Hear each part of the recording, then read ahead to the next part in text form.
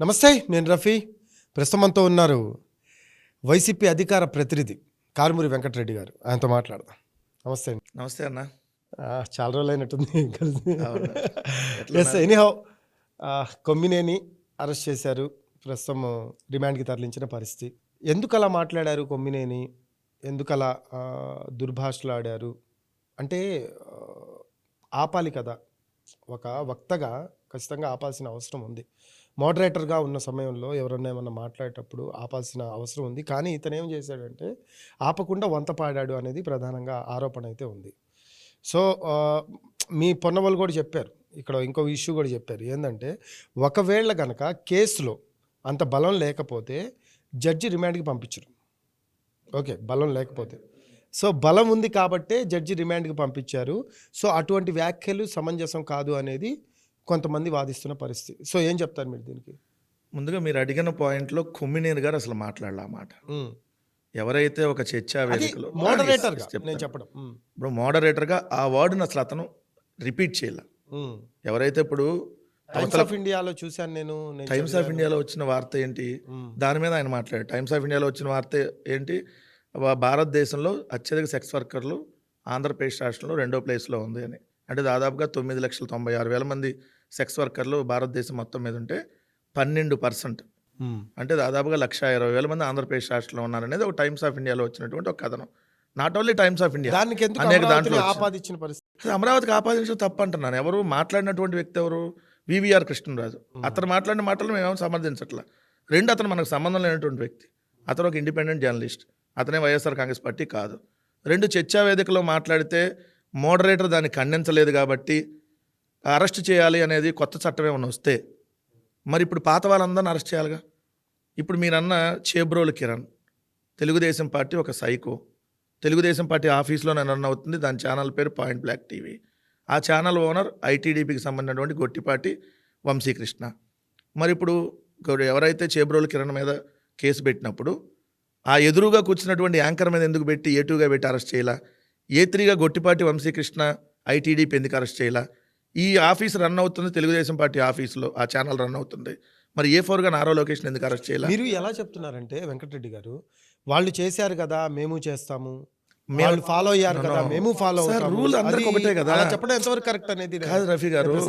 భారత రాజ్యాంగంలో లేదంటే చట్టంలో రఫీ గారికి ఏ రూల్ ఉంటుందో ఆంధ్రప్రదేశ్ ముఖ్యమంత్రికి అదే రూల్ ఉంటుంది. మీరు చేస్తే సంసారం, అవతలాడు చేస్తే డాష్ అంటే ఎట్లా? ఇప్పుడు మోడరేటర్ని అరెస్ట్ చేయాలంటే నిన్న కూడా TV5లో కూర్చొని మూర్తి యాంకరు రేణుకా చౌదరి రాజ్యసభ సభ్యురాలుగా జగన్మోహన్ రెడ్డి గారిని పట్టుకొని వెధవ అని తిడుతూ విజయం గారు చంపేసి ఉంటే బాగుండు, పుట్టగానే 2 రోజులకి ఆయన మాట్లాడితే మరి యాంకర్ మీరు విత్డ్రా చేసుకోమని చెప్పలా? రాజకీయ పార్టీ నాయకుల మీద అలా పరుషపద్యాలు వద్దులేండి, మరి ఆయన విత్డ్రా చేసుకోమని చెప్పాలి కదా. మీరు విత్డ్రా చేసుకుంటే నేను షో కంటిన్యూ చేస్తాను ఎందుకు చెప్పాలా? ఇక్కడ మీరు ఫైనల్గా ఒకటి ఒప్పుకుంటున్నారు, వాళ్ళు చేస్తున్నారు, మేము ఫాలో అవుతున్నాము. మీరు ఇక్కడ ఏం చెప్తున్నారు? కొమ్మినేని గారు అన్నారని మీరు అంటున్నారు. కొమ్మినేని గారు అన్నారు కాదు, యాజ్ ఏ మోడరేటర్ గా ఖండించాల్సిన అవసరం ఉంది అనేది ప్రధానంగా. ఇప్పుడు సుమోటోగా కూడా మహిళా కమిషన్ తీసుకుందండి, మీరు అది గమనించాలి సార్. మహిళా కమిషన్ కేంద్ర మహిళా కమిషన్ తీసుకుంది, సుమోటోగా తీసుకుంది. అంటే ఎంత సివియారిటీ ఉంటే తీసుకుంటుంది. మీరు అన్న రిమాండ్ అన్ని నేను చెప్తాను, ఎందుకంటే ఇది చాలా డెప్త్ మ్యాటర్ కాబట్టి. ఇప్పుడు మీరు అడిగిన దాంట్లోనే ఉంది. ఇప్పుడు మోడరేటర్ ఖండించలేదు అన్నారు కదా. సో మీరు అనేక ఛానల్లో డిబేట్లు కండక్ట్ చేశారు, చెవులు అది పెట్టుకొని ఉంటారు, PCR నుంచి మీకు వస్తూ ఉంటాయి. ఇప్పుడు KSR గారు లైవ్ షోలో కాలర్స్ ఎక్కువ వస్తూ ఉంటారు. అక్కడ PCR నుంచి ఆయనకి ప్రతిదీ మాట్లాడతారు, ఇన్స్ట్రక్షన్స్ వస్తూ ఉంటాయి. సార్ ఇట్లా కాలర్ ఉన్నారు, పలానా పేరు అంటే ఆయన కింద రాసుకుంటూ ఉంటారు. పలానా పేరు, పలానా వ్యక్తి ఎక్కడి నుంచి, అంటే సపోజ్ ఒంగోలు నుంచి మాట్లాడుతుంటే ఒంగోలు నుంచి వెంకట్ అనే అతను మాట్లాడుతున్నారంటే అది రాసుకుంటూ ఉంటాడు. ఆ క్షణం డిబేట్ నడుస్తూనే ఉంటుంది. మోడరేటర్ అవి వింటానే ఉంటాడు, అవతల వాళ్ళు మాట్లాడుతూ ఉంటారు. ఆ క్షణం రెండు వినాలి. అప్పటికీ కొమ్మినేని గారు ఏమన్నారు, సో మీరు అట్లా మాట్లాడితే అన్ని రేపొద్దున చేస్తారు, కేసులు కూడా అవుతాయి అని కూడా చెప్పాడు ఆయన. రెండో రోజు ఆయన క్లియర్గా, ఎవరైతే శుక్రవారం రోజు జరిగింది అది, శనివారం రోజు వాళ్ళు ట్రోల్ చేశారు ఇష్యూ. శనివారం దాకా లేదు, ఒక్క రోజు అయిన తర్వాత ఫస్ట్ తెలుగుదేశం సోషల్ మీడియా దాన్ని పట్టుకొని ట్రోల్ చేయటం, దాని తర్వాత వాళ్ళ ఎల్లో మీడియా డిబేట్లు పెట్టడం, ఏమంటే ఆదివారం రోజు ఆయన పూర్తిగా వివరణ ఇచ్చారు. నేను దాన్ని ఖండించకపోవటం అంటే దాన్ని నేను ఆపాలి అనేది నా నుంచి వచ్చినటువంటిది, అందరూ అడుగుతుంది. నేను క్షమాపణ చెప్తున్నాను, నా షోలో జరిగింది కాబట్టి. నేను క్షమాపణ చెప్తున్నాను ఆయన అని చెప్పి. తప్పు చేశారు అని ఒప్పుకున్నారు. ఆయన తప్పు కదండి, అవతలాలు తప్పు చేస్తే ఇప్పుడు నేను మీ ఛానల్లో కూర్చున్నానండి. ఇప్పుడు రేపొద్దున ఏదైనా కారణం ఏదైనా కాదు, తప్పు ఇట్లా చేశారని ఒప్పుకున్నారు. ఎవరు తప్పు అంతేనా మీకు చెప్పడం? ఎవరు తప్పు చేశారని? కొమ్మినేని నేను ఇప్పుడు రఫీ ఆపకుండా గారు తప్పు బూతులు చేశారు, తిట్టారని అక్కడ కూర్చొని. వాళ్ళని వంత పాడాను అనేది ఆయన తప్పు చేశారు. రఫీ గారు బూతులు తిట్టారు. రఫీ గారు అక్కడ కూర్చొని బూతులు తిట్టారు మోడరేటర్ గా. ఏం సినిమా ఇండస్ట్రీలో లమ్ముళ్ళు లేరా మొమ్ముళ్ళు లేరా అన్నారు. చాలా సమానమైన పదం కదా. సో ఆ ఛానల్ అప్పుడు ఆ రన్ చేసే వాళ్ళు చేశారు మేము చేశాం కదా అంటారు. మీరు అది ఎక్కడికి వెళ్తున్నారు? మీరే రాంగ్ ప్రొవొకేషన్ వెళ్తున్నారు. అది ప్రొవొకేషన్ కాదు, రాంగ్ ప్రొవొకేషన్. ఒక సమాజంలో ఉన్నప్పుడు రఫీ గారు ఒక మాట, ఇప్పుడు నిజంగా మేము అంటే మమ్మల్ని బాధ్యులు చేయండి అండి. మీరు ఛానల్లో డిబేట్లు కండక్ట్ చేశారు కదా, ఇందాక మీకు మీకు అనుభవం ఉంది కదా వెంకటరెడ్డి గారు, మీకు అనుభవం ఉంది కదా. నేను ఒక చిన్న క్వశ్చన్ వేసాను, మీకు అనుభవం ఉంది కదా ఛానల్. నిజంగా తప్పు చేయకపోతే జాతీయ మహిళా కమిషన్ సుమోటోగా ఎందుకు మళ్ళీ తీసుకోండి? కమిషన్ సుమోటోగా తీసుకుందని అంటారు కదా. దాన్ని మీరు ఇందాక రిమాండ్ అంటే అంత సివియారిటీ లేకపోతే ఎందుకు తీసుకుంటదండి? చెప్తున్నా కదా, జడ్జి అసలు రిమాండ్ ఎందుకు విధిస్తారు? చాలా దూరం వచ్చారు. మరి అంతే కదా. ఇప్పుడు ఇచ్చినటువంటి జడ్జిలు మేజిస్ట్రేట్లు, జిల్లా కోర్టులు ఇట్లా. ఇదే రాష్ట్ర హైకోర్టు చెప్పింది, మీరు యాంత్రికంగా వ్యవహరిస్తున్నారు జిల్లా మేజిస్ట్రేట్లు. హైకోర్టు మీరు వింటారు కదా, హైకోర్టు మరి మీరు నమ్ముతారు కదా. నమ్ముతాను. జిల్లా కోర్టుల తర్వాత పైన న్యాయ వ్యవస్థని ఫాలో అవ్వాల్సిందే. జిల్లా కోర్టు తర్వాత పైన హైకోర్టే కదా. అంతే అంతే. ఇదే పోలీస్ శాఖ మీకు తప్పుడు కేసులు పెట్టడం తప్ప వేరే ఏం లేదా? మీరు మాట్లాడితే కేసు పెట్టంగానే తీసుకొని వస్తే 14 రోజులు రిమాండ్ అనేది యాంత్రికంగా విధిస్తున్నారు, ఇది కరెక్ట్ కాదు అని చెప్పి మెజిస్ట్రేట్ల గురించి హైకోర్టు న్యాయమూర్తులు మీరు అన్నదానికి ఒక మాట చెప్పండి. మాట్లాడారు. హైకోర్టు ఒక్క నిమిషం, హైకోర్టు ముట్టికాయలు వేస్తుంది జడ్జికి అని తెలుసు కదా, మెజిస్ట్రేట్ కి తెలుసు కదా. అలాంటప్పుడు మెజిస్ట్రేట్ అలాంటి నిర్ణయం తీసుకోరు కదా. చేస్తున్నారండి, అట్లానే ఏం చేస్తారు, ప్రతిసారి అలానే చేస్తారు. మీరే అంటున్నారు, మీరే ఇప్పుడు హైకోర్టు ముట్టికాయలు వేస్తుంది అంటున్నారు. వాళ్ళకి తెలుసు కదా, మేము ఒకవేళ కనుక తప్పుడు నిర్ణయాలు తీసుకుంటే మాకు ఇబ్బందికర వాతావరణం. రఫీ గారు ఇప్పుడు హైకోర్టు మాట్లాడింది కాబట్టి మెజిస్ట్రేట్లు అన్ని వినేసి చేయాలనేటటువంటి దాంట్లో ఇక్కడ నడవట్లా. ఎందుకు చిన్న ఎగ్జాంపుల్ చెబుతారు. 2018లో పోస్ట్ పెట్టారండి. పోస్ట్ పెట్టడం కూడా షేర్ చేశారు. 2018లో ఒక వ్యక్తి పోస్ట్ షేర్ చేశాడు. అప్పుడుంది చంద్రబాబు నాయుడు గారి ప్రభుత్వం. ఆ పోస్ట్ షేర్ చేశాడని చెప్పి, ఆ పోస్ట్ ఏంటి, రైతులకు వ్యతిరేకంగా ఈ ప్రభుత్వం పనిచేస్తుంది, ఇది రైతులకు వ్యతిరేకమైనటువంటి దుర్మార్గమైనటువంటి ప్రభుత్వం. ఆ పోస్ట్ ఉద్దేశం ఎక్కడ వల్గారిటీ లేదు కదా దీంట్లో. కానీ అతను రిమాండ్కి వేశారు. మీరు చెప్పండి, దాంట్లో తప్పుందా? అవునండి, మీరు అన్న లెక్క ప్రకారం అప్పుడు హైకోర్టుకి వెళ్ళొచ్చు, హైకోర్టుకి వెళ్ళి వచ్చింది కదా తర్వాత. అదే కదా నేనే రిమాండ్ అయ్యంగానే వాళ్ళు శిక్ష చేసినట్టు వాళ్ళు శిక్ష మెజిస్ట్రేట్ మీద మార్క్ పడుతుంది కదా సార్. పడ్డా వాళ్ళకి లెక్క చేయట్లేదు కొంతమంది. ఏం చేస్తాం దాన్ని మనం పర్సనల్ గా ప్రభుత్వంలో ఉన్నారు అనుకుందామండి. మీరు ఒక నిర్ణయం తీసుకున్నారు సార్, హైకోర్టు తీసుకున్న నిర్ణయాలు సుప్రీంకోర్టు తప్పు పట్టిన 100 ఉన్నాయి, మీకు తెలుసు కదా. అది వాళ్ళకి మరి దానికి ఇప్పుడు మీరేమంటారు, రిమాండ్ కేసారు కాబట్టి అతను దోషి అంటారు. మీరు కూడా ఏదో కేసులో రిమాండ్కి వెళ్ళొస్తే మీరు దోషి అయిపోతారా? అది కాదు, మీరు ఒప్పుకున్నట్టేనా, నేరం చేసినట్టేనా? అర్థం కావట్లా. ఆయన తప్పు చేయలేదు అని మీరు అంటున్నారు. ఇక్కడ ఆయన తప్పు చేయలేదు అంటే, ఒకవేళ తప్పు చేయకపోతే అంటే నా క్వశ్చన్ సార్, మీరందరూ చాలా చిన్నవాళ్ళు వాస్తవం చెప్పారంటే. 50 సంవత్సరాలు జనలేదు అనుకున్నటువంటి కొమ్మినేని శ్రీనివాస్ గారు 50 సంవత్సరాలు ఒక్క చిన్న రిమార్క్ లేదు, ఒక అవినీతి మరకలేదు. అతని మీద అతను ఎవరినో పలానా ఒక అతను దూషించాడు అన్నటువంటి సందర్భాలు కూడా లేవు. కానీ ఇప్పుడు ఉన్నటువంటి కొంతమంది ఉన్నారు, వాళ్ళందరూ రోజు చూస్తే లంబాష్లో డైరెక్ట్గానే డిబేట్లో యాంకర్లు కూర్చొని మాట్లాడతారు. కానీ మీరు అలాంటి కొమ్మినేని గారిని అంటే మీరు ఇక్కడ ఎలా చెప్తున్నారంటే, ఒక పార్టీకి ప్రభావితం అయ్యి ఆయన మాట్లాడే స్థితికి తీసుకొచ్చాము అని ఎలా మాట్లాడుతున్నారు మీరు? ఏ పార్టీకి? మీరే అన్నారు 50 సంవత్సరాల జర్నలిజంలో ఉన్న వ్యక్తి ఎవరి మీద మాట్లాడాడు ఆయన? మీరు రామాయణం అంతా అయిన అసలు రాముడు ఎవరు, ఈ రామాయణం ఏంటని అడిగినట్టుంది మీరు అడిగే ఇక్కడ. వాదన ఒక్కటే సార్. మీరు అడిగారు కదా, ఇప్పుడు మీరు యాంకర్ పొజిషన్ లో నన్ను అడిగారు కదా, నేను అడుగుతా మీరు సమాధానం చెప్పండి. మీ డిబేట్ లో కూడా ఇట్లాంటివన్నీ జరిగినాయి, అవన్నీ మీరు లైవ్ ఆపేశారా మొత్తం? వినండి సార్, నేను అడిగిన సమాధానం చెప్పండి. దానికి మీరు తప్ప, 2 things ఉన్నాయి. మీరు తప్ప, నేను చెప్తాను. ఇప్పుడు నేను అడిగిన అదే తప్పు అయితే అందరి మీద తీసుకోండి, అదే మీరేంటి రిమాండ్ కేస్తే తప్పు అంటే నేరం చేసేసినట్టే. 14 రోజులు రిమాండ్ వేస్తే మరి చంద్రబాబు నాయుడు కూడా వెళ్ళొచ్చాడు కదా 53 రోజులు జైల్లో. చంద్రబాబు నాయుడు అంతా పచ్చి దొంగం కొడలేడని మీరు ఒప్పుకుంటారా? దాని మీద డిబేట్ చేద్దాం మనం. వేశ్య, ఇప్పుడు ఇవన్నీ వేశ్య అనే వర్డ్ ఒక్కసారి ఆయన అంటే లక్షల సార్లు మీరే చెప్పేస్తున్నారు, కోటి సార్లు లక్షలు కూడా దాటిపోయినాయి ప్రధానంగా ఆ పత్రికలో. ఇది ఆ రాజధాని. ఏ రాజధాని? సిగ్గుండాలి గారు రాసినాడికి. కడుపుకి అన్నం తింటే ఆ వార్త ఎవడన్నా రాస్తాడా?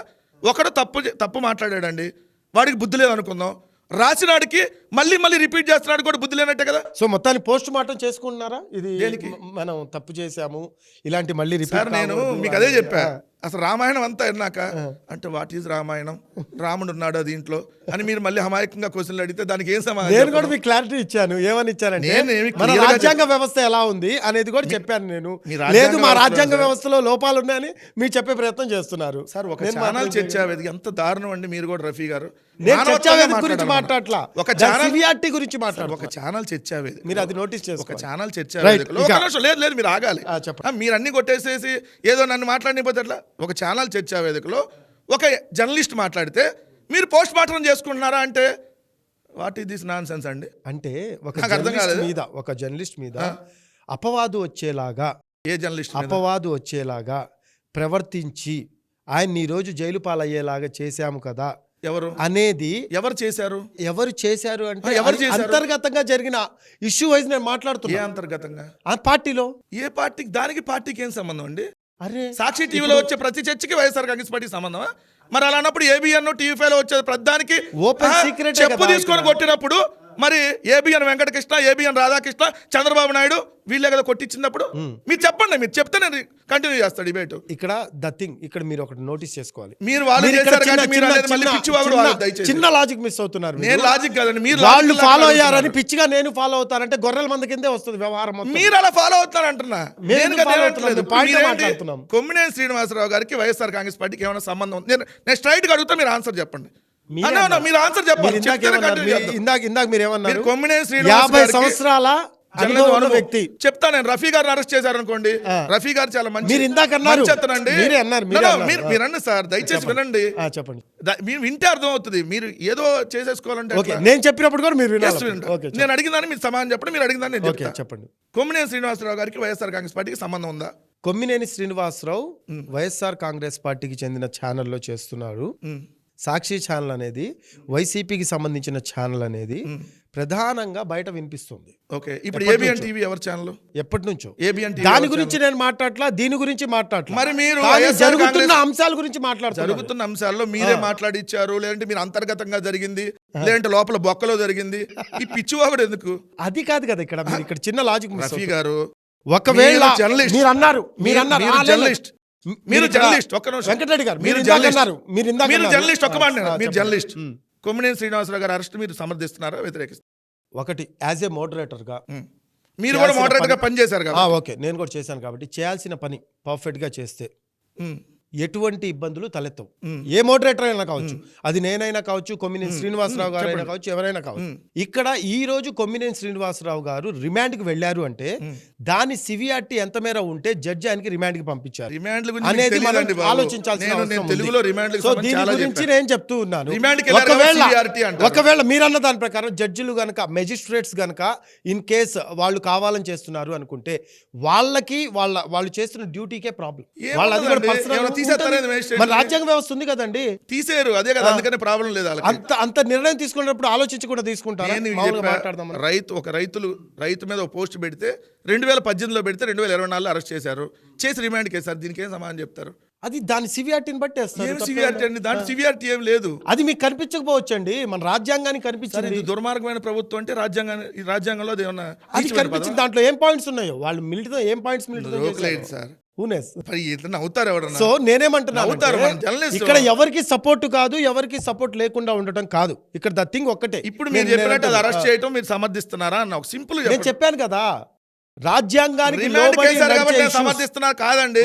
ఆయన ఆ ప్లేస్ లో మీరు ఉన్నారు, మీరు అక్కడ ఖండించాల. రెండో రోజు వచ్చి ఖండించారు. రెండో రోజు ఈ షో నేనైతే ఆ టైంలోనే ఖండిస్తా. నేను చెప్పాను మీరు చాలా తెలియగలరు సార్ పాప. ఆయన అదే, అమాయకుడు. తెలియగలదే ఉంది. అంటే మీరు ఆయనకి చెప్పిన దాని తెలియదండి ప్రకారం. పాప. మీరే అన్నారు కదా ఆయన అనుభవం ఈపీ పెట్టుకొని ఉంటారు, అదే, ఆయనకి- అందుకోసం అని చెప్పేసి ఆయన వినుండరు. ఆయన రఫీ గారు అంత తెలియగలడు కాదు పాపం. కొమ్మినేని గారు అట్లుంటే పాప ఎందుకు జైలుకి వెళ్తాడు ఆయన? పాప ఏదో చిన్న సరే జర్నలిస్ట్. ఓకే, తెలియదు కాసేపు మనం పార్టీ అంతర్గత ఇష్యూస్ గురించి మాట్లాడుతున్నాం. Okay, leave it topic. So మొత్తానికైతే కొమ్మినేని గారి విషయంలో మీరు సమర్థించట్లేదు దీన్ని క్లియర్ గా. కృష్ణంరాజు గారు మాట్లాడినటువంటి మాటల్ని వ్యతిరేకిస్తున్నాము, దాన్ని ఖండించాం. దానికి సాక్షి టీవీలో ఏదైతే మోడరేటర్గా ఉన్నారు కాబట్టి ఆయన అరెస్ట్ చేయాలంటే అందరికీ ఒకటే రూల్ అయితే, ఈ పనికి మాలిన కుహానా జర్నలిస్టులు ఒక 4 ఛానల్లో కూర్చొని పెద్ద వీరంగం సృష్టిస్తారు కదా, మరి వాళ్ళని కూడా అరెస్ట్ చేయాలి కదా. నిన్న కూడా మాట్లాడారు కదా. అప్పుడు మీ జర్నలిస్టులు అందరూ ఏదో మీలాంటి వాళ్ళు కూడా అరే కొమ్మినేని గారిని అరెస్ట్ చేసినప్పుడు మరి ఆ కుహానా జర్నలిస్ట్ని కూడా అరెస్ట్ చేయాలి కదా, ఆ పిచ్చి జర్నలిస్ట్ని కూడా అరెస్ట్ చేయాలి కదా, పిచ్చి వాగుడు వాగుతూ తమ్నెల్స్ పెట్టే వాళ్ళని కూడా అరెస్ట్ చేయాలి కానీ మీరు మాట్లాడితే అప్పుడు నేను మీ వ్యాఖ్యలకు నేను సమర్థించాను. ఖచ్చితంగా మేము కూడా చెప్తున్నాము, ఎవరైనా పిచ్చి వాగుడు వాగితే ఖచ్చితంగా అరెస్ట్ చేయాలి. ఖచ్చితంగా పిచ్చి వాగుడు వాగిన వాళ్ళని వదిలే ప్రసక్తే లేదు ఎవరిని. నేనే చెప్తున్నాను కదా, అది మీ సాక్షిగానే చెప్తున్నాను. Very good. ఓకే, సో ఇంకా ఆ విషయంలో అయితే కొమ్మినేని అరెస్ట్ పరంగా నేనైతే తెలిసిన సమాచారం ప్రకారమే మాట్లాడుతున్నా, అంతేగాని ఎవరిని ఇక్కడ కించపరచడానికి కాదు, ఎవరిని ఇబ్బంది పాలు చేయడానికి నేనేం మాట్లాడలేదు. కమింగ్ టు పాయింట్, వైసీపీ ప్రభుత్వం కోల్పోయి ఏడాది అవుతుంది. సో మొత్తం మీద జరుగుతున్న పరిణామాల పరంగా పోస్ట్ మార్టం చేసుకునే ప్రయత్నం ఏమైనా చేశారా లేదా ఒకటి, ఇంకోటి ఇంకా భ్రమంలోనే బతుకుతున్నారా వైసీపీ నేతలు అనేది ఒక వాదన వినిపిస్తుంది. ఏం చెప్తారు మీరు దీని మీద? అనుకునేవాడు అడుకుంటాడు. ఎందుకంటే మాకు ఒక పత్రిక, ఓ ఛానల్, ఓ సింగిల్ పార్టీ, సింగిల్ రాజకీయ పార్టీ, మాకు మిగిలిన ఏం లేవు కదా. అవతలేమో 3 రాజకీయ పార్టీలు డైరెక్ట్గా పొత్తులో, ఇండైరెక్ట్గా కాంగ్రెస్ షర్మిల, ఇంకా ఇండైరెక్ట్గా కొన్ని చిన్న చితక పార్టీలు, ఓ 2 పత్రికలు అఫీషియల్గా, 4 ఛానల్ అఫీషియల్, ఇంకో 6 ఛానల్ అఫీషియల్, ఒక 500 యూట్యూబ్ ఛానల్ అఫీషియల్, ఫేస్బుక్ పేజీలు వందలాది అన్నీ ఉన్నాయి కాబట్టి వందలాది ఫేస్బుక్లు, ట్విట్టర్లు. ఏముంది, మేమేమో అమ్మ అంటే నీ అమ్మలాగా చూపిస్తారు, వాడేమో నీ అమ్మ, నీ ఆలి, నీ అక్క అని తిట్టినా కూడా అబ్బా అమ్మ అన్నాడండి అని చూపిస్తారు. కాబట్టి పోస్ట్ మార్టం అంతవరకే జరిగింది. ఎందుకంటే అదే జరుగుతుంది. ఇప్పుడు మేము మంచి చేసాం. 2,75,000 కోట్లు కరోనా లాంటి 2 సంవత్సరాలు ఉన్నా కూడా ఒక్క రూపాయి అవినీతి లేకుండా నేరుగా ప్రజలకు అందించాం. దీంతోపాటు గ్రామాన సచివాలయం, రైతు భరోసా కేంద్రం, హెల్త్ క్లినిక్, డిజిటల్ లైబ్రరీ, నాడు నేడులో బంగా స్కూళ్ళు బాగు చేయటం, కొత్త అంగన్వాడీ కేంద్రాలు, కొత్త పాల సేకరణ కేంద్రాలు, 4 పోర్టులు, 10 ఫిషింగ్ హార్బర్లు, 6 ఫిష్ ల్యాండ్ సెంటర్లు, 17 మెడికల్ కాలేజీలు, ఉద్యాన ఆసుపత్రులు అన్నీ చూసుకుంటా ఉంటే ఇవన్నీ with in span of 3 years అని చెప్పాలి. ఎందుకంటే 2 years కోవిడ్ కాబట్టి ఇవన్నీ మేము చేసి ఓడిపోయాం. ఎందుకు ఓడిపోయామంటే కారణం అందరూ భావిస్తున్నట్టుగా ఈవీఎంలు అవ్వచ్చు, అదొకటి. దానికి నేను డెప్త్గా వెళ్ళలేను కాబట్టి దాంట్లో సరే ప్రజలే మమ్మల్ని ఓడించారనేది ఒకసారి భావిస్తే. సరే, మీరు ఈవీఎం అన్నారు కాబట్టి ఒక్క నిమిషం, ఈవీఎం అన్నారు కాబట్టి ఈవీఎం ట్యాంపరింగ్ వల్లే మేము ఓడిపోయాం అంటున్నారు. మరి ఎందుకండి ట్యాప్కి సూపర్ 6 ఇవ్వట్లేదు, సూపర్ 6 ఇలా చేస్తున్నారు, అలా చేస్తున్నారు, అలివి కానీ హామీలు ఇచ్చారు అని? ఒకవేళ ట్యాంపరింగ్ చేసేవాళ్ళే అయితే అలివి కానీ హామీలు ఎందుకు ఇస్తారన్న ప్రశ్న ఉత్పన్నమవుతుంది. What you say? ఎస్, దీనికి నేను పర్ఫెక్ట్గా మీకు చెప్పాలంటే విత్ ఎవిడెన్సే. ఇప్పుడు మీరు ఫోను ఆఫ్ చేసి పెడదాం, స్విచ్ ఆఫ్ చేద్దాం, స్విచ్ ఆఫ్ చేసినాక మనకు ఒక అరగంట ఇంటర్వ్యూ అయిపోయినాక ఆన్ చేద్దాం, ఛార్జింగ్ పెరుగుతుందా? ఇప్పుడు మీకు 50% ఛార్జింగ్ ఉందనుకుందాం, స్విచ్ ఆఫ్ చేద్దాం, ఛార్జింగ్ పెరిగిద్దా? ఎస్, కరెక్ట్ కదా. కానీ ఈవీఎం మిషన్లు పెరుగుతాయి. ఈవీఎం మిషను పోలింగ్ అయిపోయిన రోజు ఈవీఎం మిషన్ స్విచ్ ఆఫ్ చేసి పెడతాం. ఈ విషయం మీరు కోర్టులో ఉందలే, ఢిల్లీలో ఎలక్షన్ కమిషన్కి చెప్పాలి. లేదా కోర్టులో కూడా ఉంది, కంగారు కోర్టులో కూడా ఉంది, కంగారు. ఇంకా బాగుండేది అప్పుడు ఏంటంటే ఎలక్షన్ కమిషన్ చాలా విషయాలు తెలుసు, మాకు తెలియని విషయాలు అనుకుంటే మీకు తెలియదు, అందుకని తెలియదు కాబట్టి చెబుతుంది. ఆఫ్ చేసి పెడతాం ఏది పోలింగ్ రోజు. కౌంటింగ్ రోజు ఛార్జింగ్ 92% వస్తుంది. ఎట్లా వస్తుంది? మీ ఊర్లో 500 ఓట్లు పోలైనాయి, మీరు కూడా ఓటేశారు దాంట్లో. పోలింగ్ రోజు పోలైన ఓట్లు 500, కౌంటింగ్ రోజు 500 ఉండాలా, 490, 550, 570 ఉంటాయా? అడిగిందా నీకు చెప్పన్నా? నువ్వు అమాయకంగా చూస్తే అట్లా అంటే క్వశ్చన్ ఇప్పుడు ఒకటి మాట్లాడాను అనుకోండి, మీరు మాట్లాడుతున్నారు, నన్ను మాట్లాడనివ్వట్లేదు, నన్ను అడ్డుకుంటున్నారు అంటున్నారు. చెప్పు. 500 ఉంటే 500 ఉంటాయి కదా, ఒకటి చెప్తున్నా. 500 ఉంటే 500 ఉంటాయి కదా. నేను మాట్లాడలేదు ఉంది, మీరు అప్పుడే మీరు ఓకే అంటే నేను ఎలా అంటే 500 ఉంటే 500 ఉండాలి కదా, అంతే కదా. 499 రాకూడదు, 550 రాకూడదు కదా. ఇట్లా పోలైన ఓట్లకి కౌంటింగ్ ఓట్లకి 12% వ్యత్యాసం ఉంటే మరి ఈవీఎంలు ట్యాంపరింగ్ జరగలేదని ఎట్లా అంటాం? ఇది దాని మీదే మరి మీరు మాట్లాడుకొని వెళ్ళాలి కదా. అంటే వీవీప్యాట్లు ఆల్రెడీ ధ్వంసం చేసేసారు, 45 రోజులు ఉండాలి. కానీ హడావిడిగా ఇప్పుడు మన ముఖేష్ కుమార్ మీనా అని ఎలక్షన్ కమిషనర్ కోర్టులో ఉండంగానే వాటిని మొత్తాన్ని ధ్వంసం చేసేయమని చెప్పి మొత్తాన్ని తగలబెట్టమని కలెక్టర్లకు ఆదేశాలు ఇచ్చారు. సో ఇది ఒక ఆస్పెక్ట్. సో మేము ఓడిపోయాం కాబట్టి సో ఈవీఎంల మీద పట్టుకొని తిరగటము అలా ఉండదు. ఎప్పుడైనా ప్రజాస్వామ్యంలో రాజకీయ పార్టీగా అవతల వాళ్ళు ఏమిచ్చారో హామీలు దాన్ని నెరవేర్చేదానికి ఖచ్చితంగా ఈ పార్టీగా మేము అడుగుతాం. మీరు అన్న ఓటమికి పోస్ట్ మార్టం చేసుకోవాలి. ఇంకోటి అంటే వైఎస్ఆర్ కాంగ్రెస్ పార్టీకి సింగిల్గా కూడా 40% ఓటింగ్ ఉన్నది వాస్తవం. జగన్మోహన్ రెడ్డి గారు ఎక్కడికి వెళ్ళినా వేలాదిగా జనం జగన్మోహన్ రెడ్డి గారి కోసం వస్తారనేది వాస్తవం. ఈ ప్రభుత్వం ఏడాది కాలంలో ఏం చేయలేదనేది వాస్తవం. ఎందుకంటే మేము ఒకరికి ఇస్తాం అమ్మఒడి, వాళ్ళే ఉన్నారు నీకు 15. మీరు నా ప్రశ్నకు సమాధానం చెప్ప మిగతా మొత్తం చెప్తున్నా. మీరు అడిగింది కదా పోస్ట్ మార్టం ఎందుకు చేసుకున్నారు లేదన్నారు. దానికే కదా నేను చెప్తుంది. మీరు ఈవీఎం ఒకటి ఈవీఎం చెప్పాను, రెండు సరే దాని పక్కన పెడదాం. అదే దాని గురించే చెప్పాను. దాని పక్కన ఒకవేళ ఈవీఎం ట్యాంపరింగ్ చేసే వాళ్ళే అయితే అలవి గాని హామీలు మీరే అంటున్నారు అలవి గాని హామీలు ఇచ్చారు సూపర్ 6 నెరవేర్చట్లేదు, సూపర్ 6 అలాంటి హామీలు ఇలాంటి హామీలు అని మీరే అంటున్నారు. ఎన్నో సందర్భాల్లో మీరు డిబేట్స్లో కూడా చెప్పిన పరిస్థితి. నేనేమంటున్నానంటే అలవి గాని హామీలు ఎందుకు ఇస్తారు? ఈవీఎం ట్యాంపరింగ్ ఒకవేళ చేసే వాళ్ళే అయితే మామూలుగా హామీలు ఇవ్వకపోయినా వాళ్ళకి నడిచిద్ది కదా. ఇక్కడ ఏం జరిగిందంటే సార్, కేంద్ర ప్రభుత్వంతో వాళ్ళు పొత్తులోకి వెళ్ళకముందు ఎన్ని హామీలు ఇచ్చింది, point number 1. So manifesto release చేసేటప్పుడు అసలు బీజేపీ వాళ్ళు పట్టుకోలేదు. ఎందుకు రాలేదండి? పట్టుకోలేదు అంతే. అక్కడ ఏంటంటే వాళ్ళ మధ్యలో చర్చలు నడుస్తూ ఉన్నాయి ఆ టైంలో. లేదండి, అప్పటికి పొత్తు ఓకే అయినాకే బీజేపీకి సంబంధించి ఆయన వచ్చాడు. పొత్తు ఓకే అయినాక వాళ్ళు మేనిఫెస్టో రిలీజ్ చేశారు. కానీ దాంట్లో ఓన్లీ పవన్ కళ్యాణ్ చంద్రబాబు నాయుడు ఫోటోనే ఉంటుంది. అవును, దేశవ్యాప్తంగా మనకి 7వ ఫేజ్లో ఎలక్షన్ జరిగింది ఆంధ్రప్రదేశ్కి అండ్ ఒరిస్సాకి, వీటికి సంబంధించిన దాంట్లో. సో అసెంబ్లీ ఎన్నికలు ఒరిస్సాకి, ఆంధ్రప్రదేశ్కి అసెంబ్లీ ఎన్నికలు, పార్లమెంట్ ఎన్నికలు కలిపి జరిగినాయి. అప్పటికే వాళ్ళకి నార్త్లో వస్తారనుకున్నటువంటి ఉత్తరప్రదేశ్లో కానీ అక్కడ వస్తారనుకున్నటువంటి సీట్లు రావట్లే వాళ్ళ ఇంటెలిజెన్స్ రిపోర్ట్ ప్రకారం. అందుకని మీరు అన్న చివరి మినిట్లో ఏదైతే ఒరిస్సా అండ్ ఆంధ్రప్రదేశ్ ఒక 50 సీట్లు ఇక్కడ వస్తేనే కేంద్రంలో వాళ్ళ అధికారంలోకి రాగలుగుతారు. అందుకని ఒరిస్సా, ఆంధ్రప్రదేశ్ 2 రాష్ట్రాల్లో చేశారనేది ఇది వాస్తవం. కానీ దీన్ని ప్రూవ్ చేయొచ్చు. కానీ కోర్టులు కేంద్ర ప్రభుత్వం అధికారంలో ఉంది వాళ్ళే, ఇక్కడ రాష్ట్రంలో వాళ్ళే అధికారంలో ఉన్నారు. ఇప్పటి వరకు ఎవరైతే ఎలక్షన్స్ కోసం అప్లై చేశారో. వెంకటరెడ్డి, ఇక్కడ చిన్న లాజిక్ మిస్ అవుతుంది. మీరేమంటున్నారంటే ట్యాంపరింగ్ జరిగింది ఈవీఎం అంటున్నారు. అలాంటప్పుడు నెక్స్ట్ ఎలక్షన్ కూడా వెళ్ళటం వేస్టే కదా ఆ లెక్క ప్రకారం. మీరు సమాయత్తం అవుతున్నాము, నెక్స్ట్ ఎలక్షన్కి సమాయత్తం అవుతున్నాము, నెక్స్ట్ ఎలక్షన్ కోసం ప్రిపేర్ చేసుకుంటున్నాము, పార్టీ క్యాడర్ని డెవలప్ చేసుకుంటున్నాము, నెక్స్ట్ ఎలక్షన్ కోసం పాదయాత్రకు ప్లాన్ చేసుకుంటున్నాము, నెక్స్ట్ ఎలక్షన్ కోసం పరామర్శ ఉద్యమాల కోసం అని చెప్పేసి ఇవన్నీ కూడా what I'm trying to convey here. ఒకవేళ మీకు రాజ్యాంగ వ్యవస్థ మీద నమ్మకం లేకపోతే ఇవన్నీ ఎందుకు చేస్తున్నారు? ఒకటే ఇవ్వండి. ఇప్పుడు మీరు అడిగిన క్వశ్చన్లోనే సమాధానం చెప్పండి. ఇప్పుడు మీరున్నారు సార్, మీరు ఇంకొకరు కలిసి ఎగ్జామ్ రాశారు, వాడు ఇన్విజిలేటర్ని మేనేజ్ చేసో లేకపోతే దొంగతనంగా పేపర్ లాక్కొచ్చి రాశాడని మీకు తెలుసు. ఇంక నెక్స్ట్ ఇయర్ మీరు చదువు మానేస్తారా? మానేరుగా. ప్రతిసారి దొంగతనం చేసినాడు దొరికిపోతున్నప్పుడు ఇంకోసారి దొంగతనం చేయడానికి కొంత ఆలోచిస్తాడుగా. సో లేదు మీరు అందుకని చెప్పి మీరు కూడా దొంగతనం చేద్దాం అనుకుంటున్నారా? అట్లా చేస్తే మేము ఎట్టెందుకుంటామండి బాబు? ఒకవేళ అట్టానే చేస్తే మేము ఉన్నాం కదా. సో అట్టని చేస్తే మేము ట్యాంపరింగ్ జరిగింది అనేది అవాస్తవము అనేది మీరు ఇక్కడ క్లియర్ గా ఒప్పుకుంటున్నట్టు ఒప్పుకోవట్లేదండి. 100% నేను ట్యాంపరింగ్ జరిగింది అంటున్నా. అరే మీరు చెప్పిన దాని ప్రకారం మరి నేను సమాయత్తం నేను క్వశ్చన్ అడిగిందని మీరు సమాధానం చెప్పాలి. ట్యాంపరింగ్ జరిగితే నెక్స్ట్ ఎలక్షన్ కి వెళ్ళే అవసరం ఏముంది మరి? అదే కదా, ప్రతిసారి కుదరదు కదా. అదే నేను చెప్పాను. అందుకని మీరు ఇప్పుడు మానేస్తారా? మీరు ఇప్పుడు జర్నలిజంలో ఉన్నారు సార్. ఒకటి పాప మీకు ఇంకొక అతనికి వచ్చింది, అతను దొంగదారిలో మీకంటే పై పొజిషన్కి వెళ్ళాడు, మిమ్మల్ని ఓడిచ్చాడు అనుకున్నాడు. ఇక మీరు మానేస్తారా? ఇక జర్నలిజం వదిలేస్తారా? ఇంకా వద్దులేరా బాబు, దొంగదారిలో గెలిచేస్తున్నాడు అని అంటారు కదా. ఇంకో విధంగా ప్రజల్లోకి వెళ్ళి జరిగిన వాస్తవాలు చెప్పుకొని ఇంకో దగ్గరికి వెళ్ళో ఏదో ఒక విధంగా పని చేసుకోనో మళ్ళీ మీరు పొజిషన్కి వెళ్తారు కదా. అందుకని మీరు అడిగిందంటే సమాధానం ఉంది. రెండోది, ట్యాంపరింగ్ జరిగిందనేది వాస్తవం, ఆధారాలు ఉన్నాయని నేను కాదండి, ఒక ఎన్డీఏ కూటమిలో పార్టీలు తప్ప అన్ని పార్టీలు చెప్తున్నాయి. నేను ఒక్కటే చెప్పటం కాదు కదా.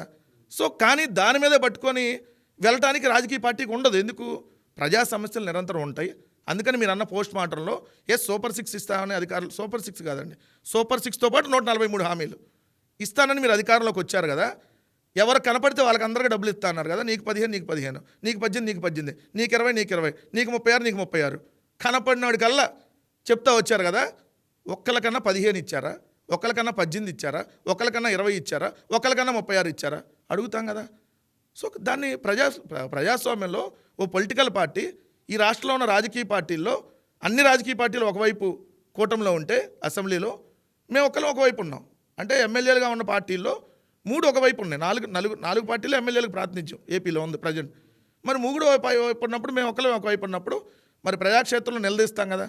సో పోస్ట్ మార్టం చేసుకున్నామంటే చెప్పాను. అదే ఇక్కడ ట్యాంపరింగ్ అనే వర్డ్ యూజ్ చేసి ఫ్రాంక్లీ సేయింగ్ రాజ్యాంగ వ్యవస్థ మీద ప్రజలకి అనుమానం కలిగేలాగా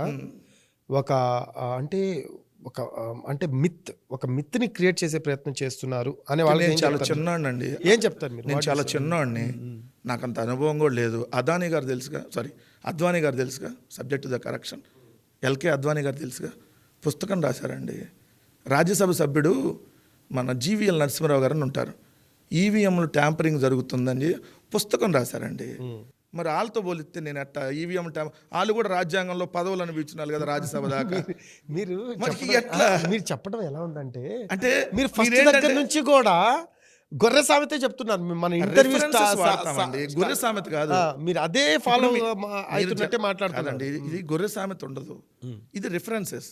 ఇదిగో పలానా ఆధారం, పలానా వాళ్ళు ఇలా జరిగింది, ఇదిగోండి విత్ డేటా, పోలైన ఓట్లిన్ని, కౌంటింగ్ ఓట్లిన్ని ఎట్లా మారుతాయని సింపుల్ క్వశ్చన్ కూడా మనం ఆలోచించకుండా గొర్రె మందని మీరు అనుకుంటే ఎట్లా?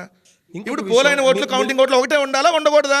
ఒకటే మరి ఉండాలి. ఉన్నది మారినప్పుడు మరి మీరు జరిగింది అనకుండా ఎట్లా వస్తాయి చెప్పండి? మన రాజ్యాంగ ఆకులో చెత్తలో వ్యవస్థలో నోట్లు వస్తాయా? మన రాజ్యాంగ వ్యవస్థలో అరే రాజ్యాంగ ఒకవేళ వ్యవస్థలో తప్పులు అటువంటి జరగవా? లోపాలు జరిగితే రాజ్యాంగ వ్యవస్థలో తప్పులు జరగవా? అటువంటి లోపాలు జరిగితే సరిదిద్దుతారు కదా అనేది నా క్వశ్చన్. ఎవరు సరిదిద్దట్లేదు కదా, అదే కదా ఎందుకు జరుగుతుంది. దిద్దరండి? మన కోర్టులు నేను ఉన్నాయి, చిన్నది అడిగా. దానికి సంబంధించి ఫోరమ్స్ ఉన్నాయి, అన్ని ఉన్నాయి. మళ్ళీ మొత్తం మళ్ళీ మీరే చెప్తున్నారు. భగవద్గీత చెప్పాలి మళ్ళీ. లే మీరు ఒకటి చిన్న Correct- మీరు correction సబ్జెక్ట్ కాదు. కరెక్షన్ అన్నారు కాబట్టి నేను దానికి కూడా ఇంకో మాట ఇప్పుడు చెప్తున్నాను. నేనన్నా మీరు ఊళ్ళకి దాన్ని గుడ్డగాల్చి నేనే మొఖాన ఇట్లేదు. ఉమ్. మహారాష్ట్రలో మనం పోయిన ఓట్లకి కౌంటింగ్ ఓట్లకి తేడా వచ్చిందా లేదా? వచ్చిందా లేదా? మీరు చూసారా లేదా పేపర్లో? మీ టీవీలో కూడా చదివినట్టున్నారు కదా వార్తల్లో. చదివారు కదా, మర్చిపోయారా? అలా కాదు, ఇక్కడ ద థింగ్ ఏంటంటే ఆరోపణల్ని చెప్పే ప్రయత్నం చేస్తాం, ఆరోపణలు అంతేగాని మేము ఎక్కడన్నా? ఫైనల్ చేసి చెప్పాం ఎక్కడ. అరే కాదు, ఇప్పుడు లెక్కలు ఉంటాయి కదా, ఆరోపణలు కాదు. లెక్కలు వేరు, ఆరోపణలు వేరు. నేను రఫీ గారు సో ఏదేదో అన్నా అనుకో, అది కాదు. రఫీ గారు ఇదిగో పలానా ఊర్లో పుట్టాడు, పలానా సంబంధించింది అని నేను డేటా చెప్పాను అనుకో, అది డేటా. ఇప్పుడు నేను క్లియర్గా మీకు డేటా చెప్పా, డేటా క్లియర్గా చెప్పా. ఈ ఆ డేటా ఏంటి? పోలైన ఓట్లకి కౌంటింగ్ ఓట్లకి పెరిగినాయి. ఎలా పెరుగుతాయి? ఇప్పుడు మనం ఈవీఎం వైసీపీ ఓటమికి ట్యాంపరింగే కారణం. 100% ఇప్పటికి మేము బలంగా నమ్ముతున్నాం. కానీ ప్రజాస్వామ్యంలో మళ్ళీ ప్రజాక్షేత్రంలో 2029లో ట్యాంపరింగ్ జరిగితే చెప్పాను కదా సార్, ప్రతిసారి కుదరదు కదా, దొంగలు దొరికిపోయారు. 34గా నెక్స్ట్ దేశవ్యాప్తంగా ఆల్రెడీ వాళ్ళకి తెలిసిపోయింది ట్యాంపరింగ్ చేసామనేది వస్తుందని. ఇప్పుడు అందుకనే పోలైన ఓట్లకి కౌంటింగ్ ఓట్లకి ఇంత డిఫరెన్స్ వస్తున్నప్పుడు ఈసారి ప్రతిసారి అలా చేసి ట్యాంపరింగ్ చేసి గెలుస్తా ఉంటే కుదరదు కదా. అధికారం కోసం ట్యాంపరింగ్ చేస్తున్నారు మీరే అన్నారు. అధికారం కోసం ట్యాంపరింగ్ చేసిన తర్వాత ఒకసారి ట్యాంపరింగ్ అయిపోయి రిజల్ట్స్ వచ్చిన తర్వాత ఎవరేం మీరు చేయలేదు చెప్పారు కదా. కదా, ఆ లెక్క ప్రకారం ఇప్పుడు మీరు కూడా ఆశాజీవి కదా మనిషి.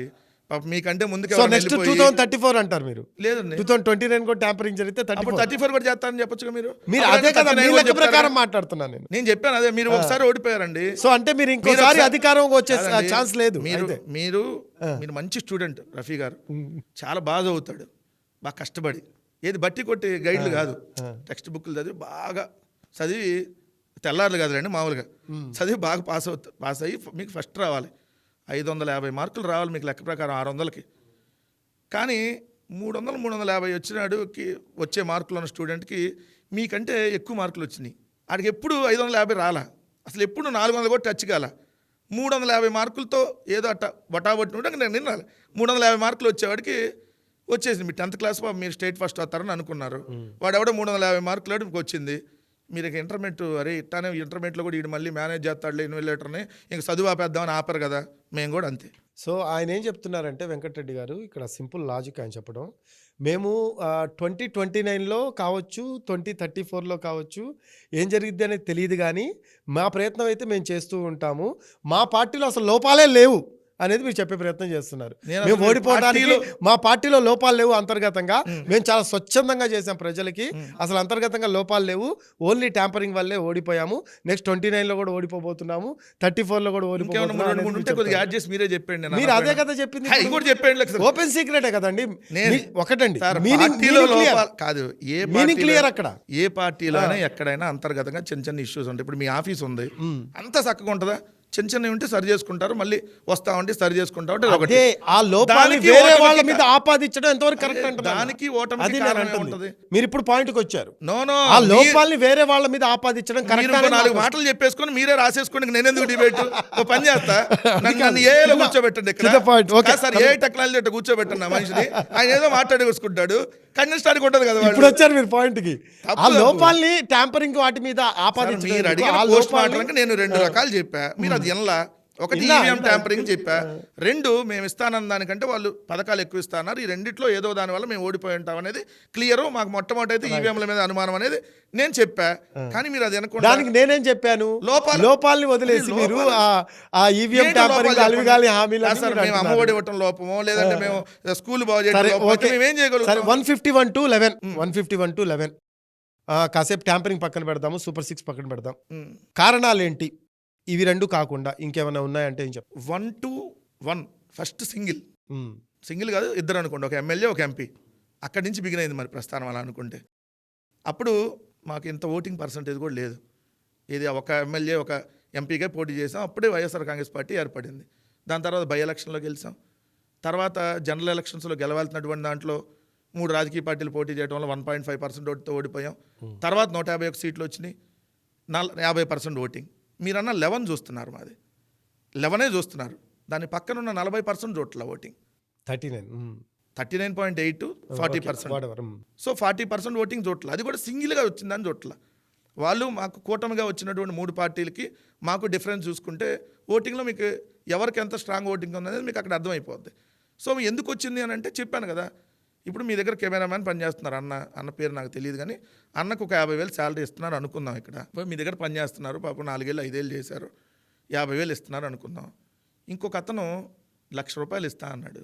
సో నేనే అనుకుందాం, అన్నంత ఎందుకు పాపం, అన్న నాకే ఉంది, నేను ఒక దాంట్లో జాబ్ చేస్తున్నా అనుకుందాం, 1,00,000 వస్తుంది అనుకున్నా నాకు జాబ్ చేస్తే, ఉద్యోగం చేస్తే శాలరీ. ఇంకోడు 2 లక్షలు ఇస్తాను ఆఫర్ ఇచ్చాడు. 1వ తారీఖు కూడా అవసరం లేదు, నువ్వు వచ్చేసావు ఇప్పుడే, ఇమీడియట్గా వచ్చేసి అక్కడ రిజైన్ చేసి, పోతే ఆ 1,00,000 కూడా నేను ఈ నెల రావాల్సింది కూడా కల్పించేస్తా, అక్కడ రిజైన్ చేసి వచ్చే అన్నాడు. వెళ్తామా లేదా? అంటే మంచిగా కదా, ఆశాజీవి కదా అన్నప్పుడు.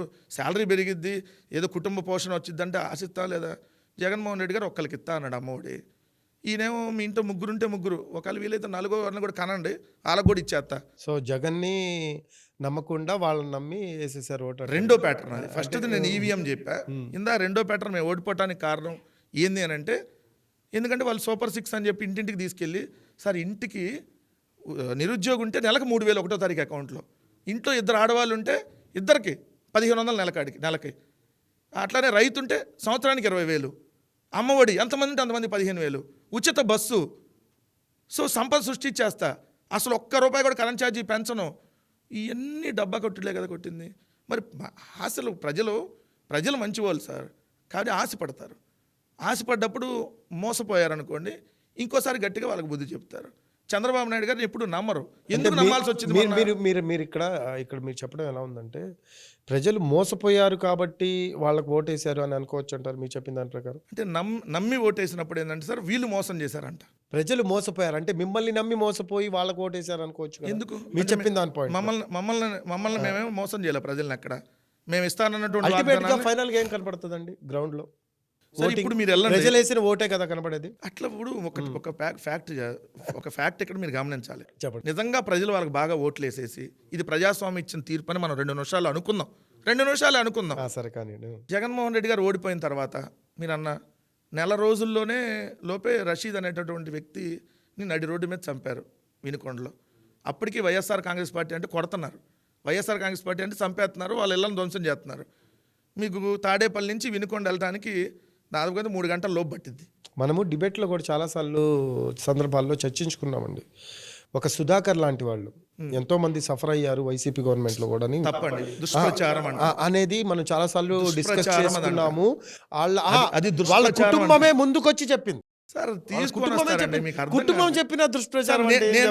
నేను ఒకటి చెప్తా, డబ్బులు ఇచ్చి కుటుంబం చేత ఏం చెప్పించారో నేను చెప్తాలే కానీ, మీరు చెప్పిన దాంట్లో ఇది వైఎస్ఆర్ కాంగ్రెస్ పార్టీ తప్పేమన్నా ఉంది అంటే మీరు ఏం చెప్తే నేను చేస్తానికి సిద్ధం. నేను అడిగిన దానికి మీరు సమాధానం చెప్పండి. డాక్టర్ సుధాకర్ ఎవరు చెప్పండి? తెలుగుదేశం పార్టీలో అయ్యన్న పాత్రుడు సీట్ ఇప్పిస్తానంటే 2019 ఎన్నికలకు రిజైన్ చేసిన క్యాండిడేట్. 2019 ఎన్నికలకు ముందు రిజైన్ చేశాడు. ఏది ఎమ్మెల్యే సీట్ ఇప్పిస్తానంటే 2019 ఎన్నికల్లో ఎమ్మెల్యే సీట్ ఇవ్వాల. అతను రిజిగ్నేషన్ వాళ్ళే ప్రభుత్వంలో ఉన్నారు కాబట్టి ఆమోదించాలి. అప్పుడు ఎందుకు సీట్ ఇవ్వలేదు కాబట్టి, సీట్ ఇస్తే ఆమోదించేవాళ్ళు. తర్వాత ఏదైతే ఆయన మళ్ళీ జాబ్లో జాయిన్ అయ్యాడు తిరిగి. అయ్యన్న పాత్రుడి దగ్గరికి ఆయన వెళ్ళి రెగ్యులర్ కలుస్తున్నటువంటి అన్ని సీసీ ఫుటేజ్లు మీకు ఉన్నాయి. ఆయన్ని ప్రభుత్వం ఏదో చేసిందని అంటున్నారు కదా, ఏం చేసింది? అతను ప్రధానమంత్రి గారిని, ముఖ్యమంత్రి గారిని లంబూతులు తిడుతూ రోడ్డు మీద మందు దాగి వీరంగం సృష్టించి సొక్కా అంతా ఇప్పేసి కారు ఎక్కి వెళ్తుంటే కారులోంచి పోలీసులు దించారు. ఎందుకు? అతను ఆల్రెడీ విపరీతంగా తాగున్నాడు. ఇతను ఎవరన్నా గుద్దినా ఇబ్బంది, డ్రంక్ అండ్ డ్రైవ్. ఆల్రెడీ అంతంత బూతులు పోలీసుల మీద కూడా తిట్టాడు. అతను చేతులు పట్టుకొని తీసుకొని వెళ్ళారు. అంత తప్ప ఎక్కడన్నా మ్యాన్ హ్యాండ్లింగ్ కొట్టడమే అనడం జరిగిందా? కానీ అది జరిగిన సంవత్సరం తర్వాత అతనికి అనేక అనారోగ్య సమస్యలు ఉన్నాయి. గుండెపోటుతో దేంతో చనిపోతే దీనికి వైఎస్ఆర్ కాంగ్రెస్ పార్టీకి ప్రభుత్వానికి ఏం సంబంధం అండి? మీరు ఎలా చెప్తున్నారంటే మాకు ప్రభుత్వంలో జరిగిన మొత్తము ఎటువంటి హత్యలు జరిగినా ఎటువంటి ఇష్యూస్ జరిగినా అన్ని మంచిగా నేను మా మీకు ప్రభుత్వ fact ప్రమేయం చెప్పాను. లేకుండా జరిగినాయని మీరు చెప్పే ప్రయత్నం చేస్తున్నారు. అరే ఇప్పుడు నేను- అక్కడ నేను ఏమైనా అంటాను. కొట్టి చనిపోతే ఓకే. మీరు అన్నట్టుగా మా ప్రభుత్వం మీద ఆపాదిస్తాం సార్. ఆ ఇప్పుడు ఇన్సిడెంట్ జరిగిన వాళ్ళ- సంవత్సరం తర్వాత అంతర్- చనిపోతే దానికి సరే, వైఎస్ఆర్ మీ- కాంగ్రెస్ మీ పార్టీకి పాయింట్కి ఏం సంబంధం? మరి మీరు వినుకొండలో కూడా జరిగిన ఇష్యూని మీరు మాట్లాడారు. చెప్పండి. వినుకొండలో వచ్చిన ఈ జరిగిన ఇష్యూ అంటే ఏ ప్రభుత్వానికి సంబంధించి నేను మాట్లాడలేదు. వినుకొండలో జరిగిన ఇష్యూ మీరు మాట్లాడారు. వాళ్ళకి అంతర్గతంగా ఉండి వాళ్ళు కొట్టుకొని చంపుకున్నారు. ప్రభుత్వానికి ఎందుకు ఆపాదిస్తున్నారు అప్పుడు మీరు? ఎవరు ఏ పార్టీలో జరిగింది? అరే ఇప్పుడు మరి ఏ పార్టీ వాడు జరిగింది? అప్పుడు వైసీపీలో ఉన్న మా సుధాకర్ పార్టీ వాడు issue. ఏమైనా చంపారండి అతన్ని? మా పార్టీ వాడు ఏమైనా చంపాడు? మీ పార్టీ వాళ్ళకి సంబంధించి అతన్ని ఎన్నో రకాలుగా వైరల్ చేసి పోస్టులు పెట్టి ఏం- అతని ఏం మీద పోస్టులు? కించపరిచే ప్రయత్నం ఏం చేస్తే పోస్టులు పెట్టారు? అతన్ని మానసికంగా కృంగదీశారు అంతా అవునా? కలిసి. అలా అనేది జరిగిందా? బయట ఓపెన్ గా చెప్పారు ఫ్యామిలీ వాళ్ళు కూడా. ఎవరా? ఫ్యామిలీ వాళ్ళ? తెలుగుదేశం ఫ్యామిలీ వాళ్ళ? అరే అది ఇప్పుడు ఆయన తెలుగుదేశం ఫ్యామిలీ ఈ వాళ్ళు పాయింట్ చెప్పారా? వచ్చారు. ఈ పాయింట్ అయ్యన్న పాత్రుడు ఎవరు? అలాంటప్పుడు అయ్యన్న పాత్రుడు ఎవరు? నేను తెలుగే అడుగుతున్నా. మీకు నా తెలుగు అర్థం కాకపోతే వేరే భాష అని చెబితే దాంట్లో మీరన్నట్టే చెప్తా. మీరన్న పాయింట్కే నేను వచ్చాను. సుధాకర్కి సంబంధించిన దాంట్లో వైఎస్ఆర్ కాంగ్రెస్ పార్టీ ప్రభుత్వం అలాంటప్పుడు ఈ తప్పేంటో మీరు చెప్పండి. అలాంటప్పుడు ఎవడో ఈ- పోస్ట్ పెడితే ఈ చచ్చిపోయాడా? హత్యని కూడా కూటమి ప్రభుత్వానికి ఆపాదించడం ఎంతవరకు కరెక్ట్ అనేది అవి వాళ్ళ అంతర్గతంగా. వైఎస్ఆర్ కాంగ్రెస్ పార్టీ నాయకుడు ఎవరన్నా అతను కొట్టి చంపితే మీరు అన్నట్టుగా వైఎస్ఆర్ కాంగ్రెస్ పార్టీ వాళ్ళే హత్య చేశారంటారు. అవునా కాదా? వైఎస్ఆర్ కాంగ్రెస్ పార్టీ వాళ్ళు ఎవరన్నా కొట్టి చంపితే వైఎస్ఆర్ కాంగ్రెస్ పార్టీ వాళ్ళు చంపారు అంటే ఒప్పుదాం. అక్కడ చంపింది తెలుగుదేశం ఇది- వాళ్ళు. ఓకే. దానికి మీరు అంతర్గతం ఎట్లా వేస్తారు? వాళ్ళందరూ ఈ- ఆస్తులు ఈ- తగాదాలు ఈ ఉన్నాయా? టాపిక్ కాస్త లేదంటే ఏమన్నా పక్కన వేరే రాష్ట్ర కమింగ్ టు ఏమన్నా ఉన్నాయా? పాయింట్ అంటే టాపిక్ డైవర్ట్ అవుతుంది. ఇప్పుడు ఎవరైనా కూడా ఓడిపోతే ఖచ్చితంగా అంటే ప్రభుత్వం మీద మాట్లాడటం అనేది చాలా కామన్. పార్టీలో ఇష్యూస్ని ఆత్మావలోకనం చేసుకొని ముందుకు సాగటం అనేది ఎవరైనా కూడా చేస్తారు. జగన్లో అది కనబడట్లేదు అనేది ఒక మాట వినిపిస్తుంది. వాట్ యు సే దీని గురించి? అంటే అన్నాళ్ళు ఎవరో చెప్తే దాన్ని బట్టి నేను సమాధానం చెప్తాను. జగన్లో అది కనపడుతుందా లేదా అనేది వైఎస్ఆర్ కాంగ్రెస్ పార్టీలో మేము ఏమన్నా ఉండి అంటే మీరు దాన్ని క్వశ్చన్ చేయాలి. ఆ పనికి మాలాడు ఎవడో తెలుగుదేశం వాడు ఆడవడో సోషల్ మీడియాలో పెట్టి ఎంతో మంది బయటికి వెళ్ళిపోయి విజయసాయి రెడ్డి కావచ్చు, వెరీ గుడ్ ఎంతో మంది బయటికి వెళ్ళిపోతున్నారు కదా. చాలా good ఎవరున్నారు question. అసలు పార్టీలో పట్టుమని 10 మంది కూడా లేని పరిస్థితి కనిపిస్తూ ఉంది ఈ రోజు. గట్టిగా ఏంటంటే- గట్టి లీడర్స్ అనేది ఒక వాదన. దాని గురించి చెప్పండి మీరు ఫస్ట్. విజయసాయి రెడ్డి వెళ్ళిపోతే పార్టీ అయిపోయినట్టేనా? ఎందుకంటే విజయసాయి రెడ్డి బాలినేని అయితే పార్టీ అయిపోయినట్టేనా? చెప్పండి, ఇంకో 2-3 పేర్లు ఇలా నేనేమంటున్నానంటే చెప్పండి సార్. మీరే అన్నారు కదా ఎవరు చెప్పారు అని అడిగారు, దానికి ఆన్సర్ చెప్పారు. మీలాంటి వాళ్ళు ఉన్నప్పుడైనా నేను డిబేట్కి అటెండ్ అయినప్పుడు అపోజిషన్ నాకు గుర్తులేదు, 23 మంది ఎమ్మెల్యేలు వెళ్ళిపోయారు. విన్నారా? మర్చిపోవద్దు మళ్ళీ. 67లో 23 మంది వెళ్ళిపోయారు. అమ్మో బొమ్మా నాగిరెడ్డి వెళ్ళిపోయాడు, అమ్మో ఆయన ఎవరో జ్యోతుల్ నెహ్రూ వెళ్ళిపోయాడు, అమ్మో ఇంత సీనియర్లు వెళ్ళిపోతున్నారు. వైఎస్ఆర్ కాంగ్రెస్ పార్టీలో 23 మంది ఎమ్మెల్యేలు వెళ్ళిపోయారు. అయిపోయింది ఈ పార్టీ. మనమే కదా, మీలాంటి వాళ్ళేగా. అయిపోయిందా? మాలాంటి వాళ్ళు కాదు, జరుగుతున్న అంశాల ప్రకారం ఎవడైనా మాట్లాడతాడు. ఒకళ్ళు వెళ్ళిపోతే ఇప్పుడు మీకు విజయసాయి రెడ్డి మాటలనే తీసుకుందాం. విజయసాయి రెడ్డి ఏమన్నాడు? 1000 మంది ఆయన చెప్పింది. 1000 మంది విజయసాయి రెడ్డిలు వెళ్ళిపోయినా జగన్మోహన్ రెడ్డి గారికి ఏం కాదు అన్నాడా లేదా? మీరు అనలేదేమో, అన్నాడు. సో మరి అట్లాంటప్పుడు విజయసాయి రెడ్డి అంటే వెళ్ళిపోతే ఏమైద్ది? ఇప్పుడు మీరు అన్న బాలినేని శ్రీనివాసరెడ్డి వెళ్ళిపోయాడు. మా దగ్గర ఉంటే బాలినేని శ్రీనివాసరెడ్డికి అంత గౌరవం ఉంది, కింగ్ లాగా బతికాడు కదా. ఇప్పుడు నేను ఇంకోలాగా బతికాడు అని అంటలేదు. ఇప్పుడు వెనక రోలో 4వ రోలో కూర్చుంటున్నాడు వెళ్ళి. మా పక్కన ఉంటే మొదటి రోలో కూర్చునేవాడు జగన్ గారి పక్కన. సో మా దగ్గర ఉంటే విలువ. వెళ్ళిపోయినట్టండి. ఏది మీరు అంత రెస్పెక్ట్ ఇస్తే ఎందుకు వెళ్ళిపోయారు పార్టీలో నుంచి? ఇప్పుడు మీరు అంతలా తల మీద కూర్చోబెట్టుకుంటే పార్టీలో నుంచి ఎందుకు వెళ్ళిపోయారు? చెప్పాం కదా. ఇప్పుడు అక్కడికి అంత వెళ్ళంగానే బాగా చూసుకుంటే ఎందుకు వెళ్ళిపోయారు? ఇప్పుడు అక్కడికి వెళ్ళంగానే ఎమ్మెల్సీ ఇస్తా ఉన్నారు, ఇవ్వాల. ఇప్పుడు ఇక్కడ ఏం లేదు, ఆయనకి వెళ్ళంగానే ఎమ్మెల్సీ ఇస్తా ఉన్నారు అక్కడ. అందుకని ఒక ఆయన చేత రాజీనామా చేయించారు. ఆయన అది కూడా మా పార్టీ ఆయనే, వాళ్ళ దగ్గరికి వెళ్ళిపోయాడు. సో అప్పుడు ఎమ్మెల్సీ రాలా ఇంకా. సో మాకు ఇస్తా అన్నారు కదా. కనీసం ఫ్లెక్స్లో ఈయన ఫ్లెక్స్ కూడా కట్టుకునేటటువంటి సిచ్యువేషన్ లేదు ఒంగోలులో. ఇంకా మీరు ఆయన వెళ్ళిపోయాడు, వైఎస్ఆర్ కాంగ్రెస్ పార్టీకి ఏదో అయిపోయింది, ఇంకా జగన్ పని అయిపోయినట్టే, జగన్ గారి పని అయిపోయింది అని అనుకుంటానే ఉండండి. అట్లా అనుకోతే బతకలేదు. అలా కాదండి, అలా అనుకోతే అవతరాలు బతకలేదు. క్షేత్రస్థాయిలో నాయకుల కొరత ఏర్పడింది అనే ఒక వాదన ఉంది. అంటే మేము ఒక పార్టీ- కాంపిటీషన్ పార్టీ ఎక్కువ అవుతుంది పదవులు వేయడానికి. బలహీనపడిందా అనేది కూడా మాకు ఒక పదవికి పార్టీ బలహీనపడిందా అనేది కూడా ఒక అంటే టాక్ వినిపిస్తుంది. మీరేమంటారు దీని గురించి? అంటే నిజంగానే పార్టీ రఫీ గారు బలహీనపడిందా? ఒక మాట నేను చెప్తాను. క్షేత్రస్థాయిలో అంటే కొరవడిందా? అంటే ఒక మాట నేను చెప్తాను. అసలు మనం ఒక టెస్ట్ చేద్దాం. అవతల ఎవడైతే అంటున్నాడో వాడితో ఒకసారి ఇంటర్వ్యూని పిలవండి. పిలిచి, అరే బాబు మీరు 164 మంది ఉన్నారు కదా, మంది అంటే మంది అంటే ఎమ్మెల్యేలు మళ్ళీ మీరే అనుకో 164 మంది ఉన్నారు కదా. మిమ్మల్ని కూడా 11 మందే అంటారు కదా మేము మామూలుగా, 11 మంది, మేము వాళ్ళు 164 మంది కదా.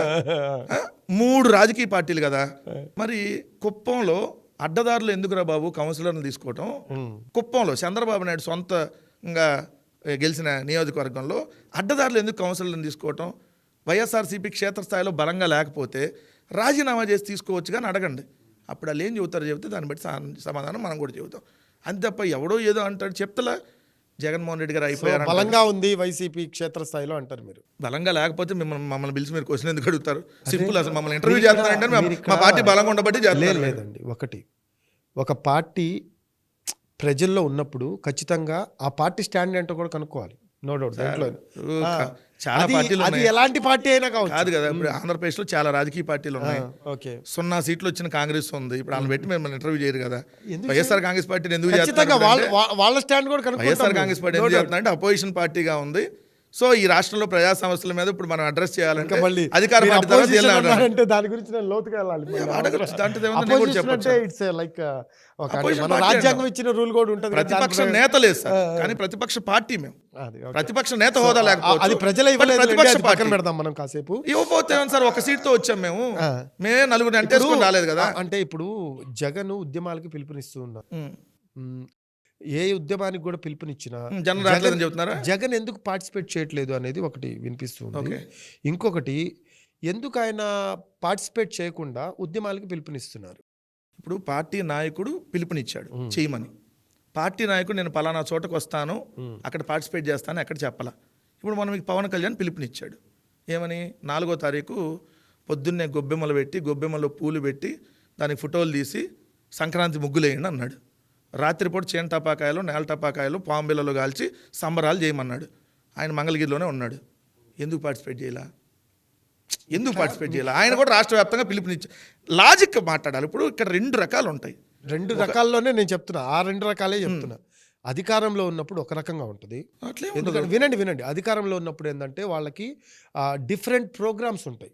దానివల్ల ఏంటంటే పిలిపించి మామూలుగా అంతర్గతంగా దాన్ని ఏంటంటే మానిటర్ చేస్తూ ఉంటారు. అట్లా ఉండదండి. అధికారం లేనప్పుడు ఒకలాగా ఉంటుంది. అధికారంలో ఉన్నప్పుడు ఏంటంటే ఖచ్చితంగా మన కార్యకర్తల్ని మోటివేట్ చేయడానికి వాళ్ళ ముందు ఉండాల్సిన అవసరం. ఎందుకంటే ఇప్పుడు జనసేన ఆవిర్భావ దినోత్సవం ఉంది, ఎందుకు పవన్ కళ్యాణ్ వెళ్ళటం?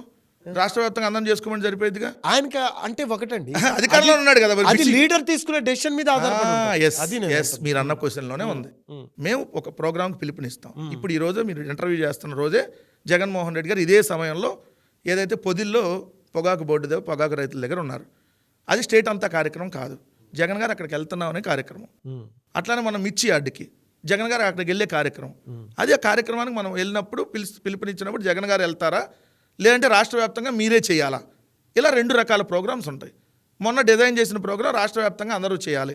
అదే జగన్ గారు ఒక చోటుకు వస్తున్నామనంటే మిగిలిన నియోజకవర్గాల్లో ప్రోగ్రాం చేయకుండా ఆ జిల్లాలో ఉన్న అందరూ ఇక్కడికి వచ్చేస్తారు. సో ఇది కాదు, ప్రతి నియోజకవర్గంలో ప్రోగ్రాం ఉండాలి అని డిజైన్ చేసినటువంటి ప్రోగ్రాం.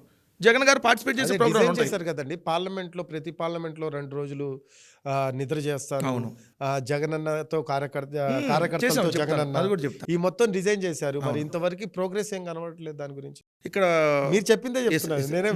మీరు అడిగిన దాంట్లో ప్రజలకు కూడా అర్థమయ్యేది. మేము కొత్త కమిటీలు వేస్తున్నాం. అంటే మా పార్టీ స్ట్రక్చర్ పెంచుకుంటా వెళ్తున్నాం. ఎందుకంటే ఓడిపోయిన తర్వాత కొంతమంది పార్టీలోంచి వెళ్ళిపోయి ఉంటారు.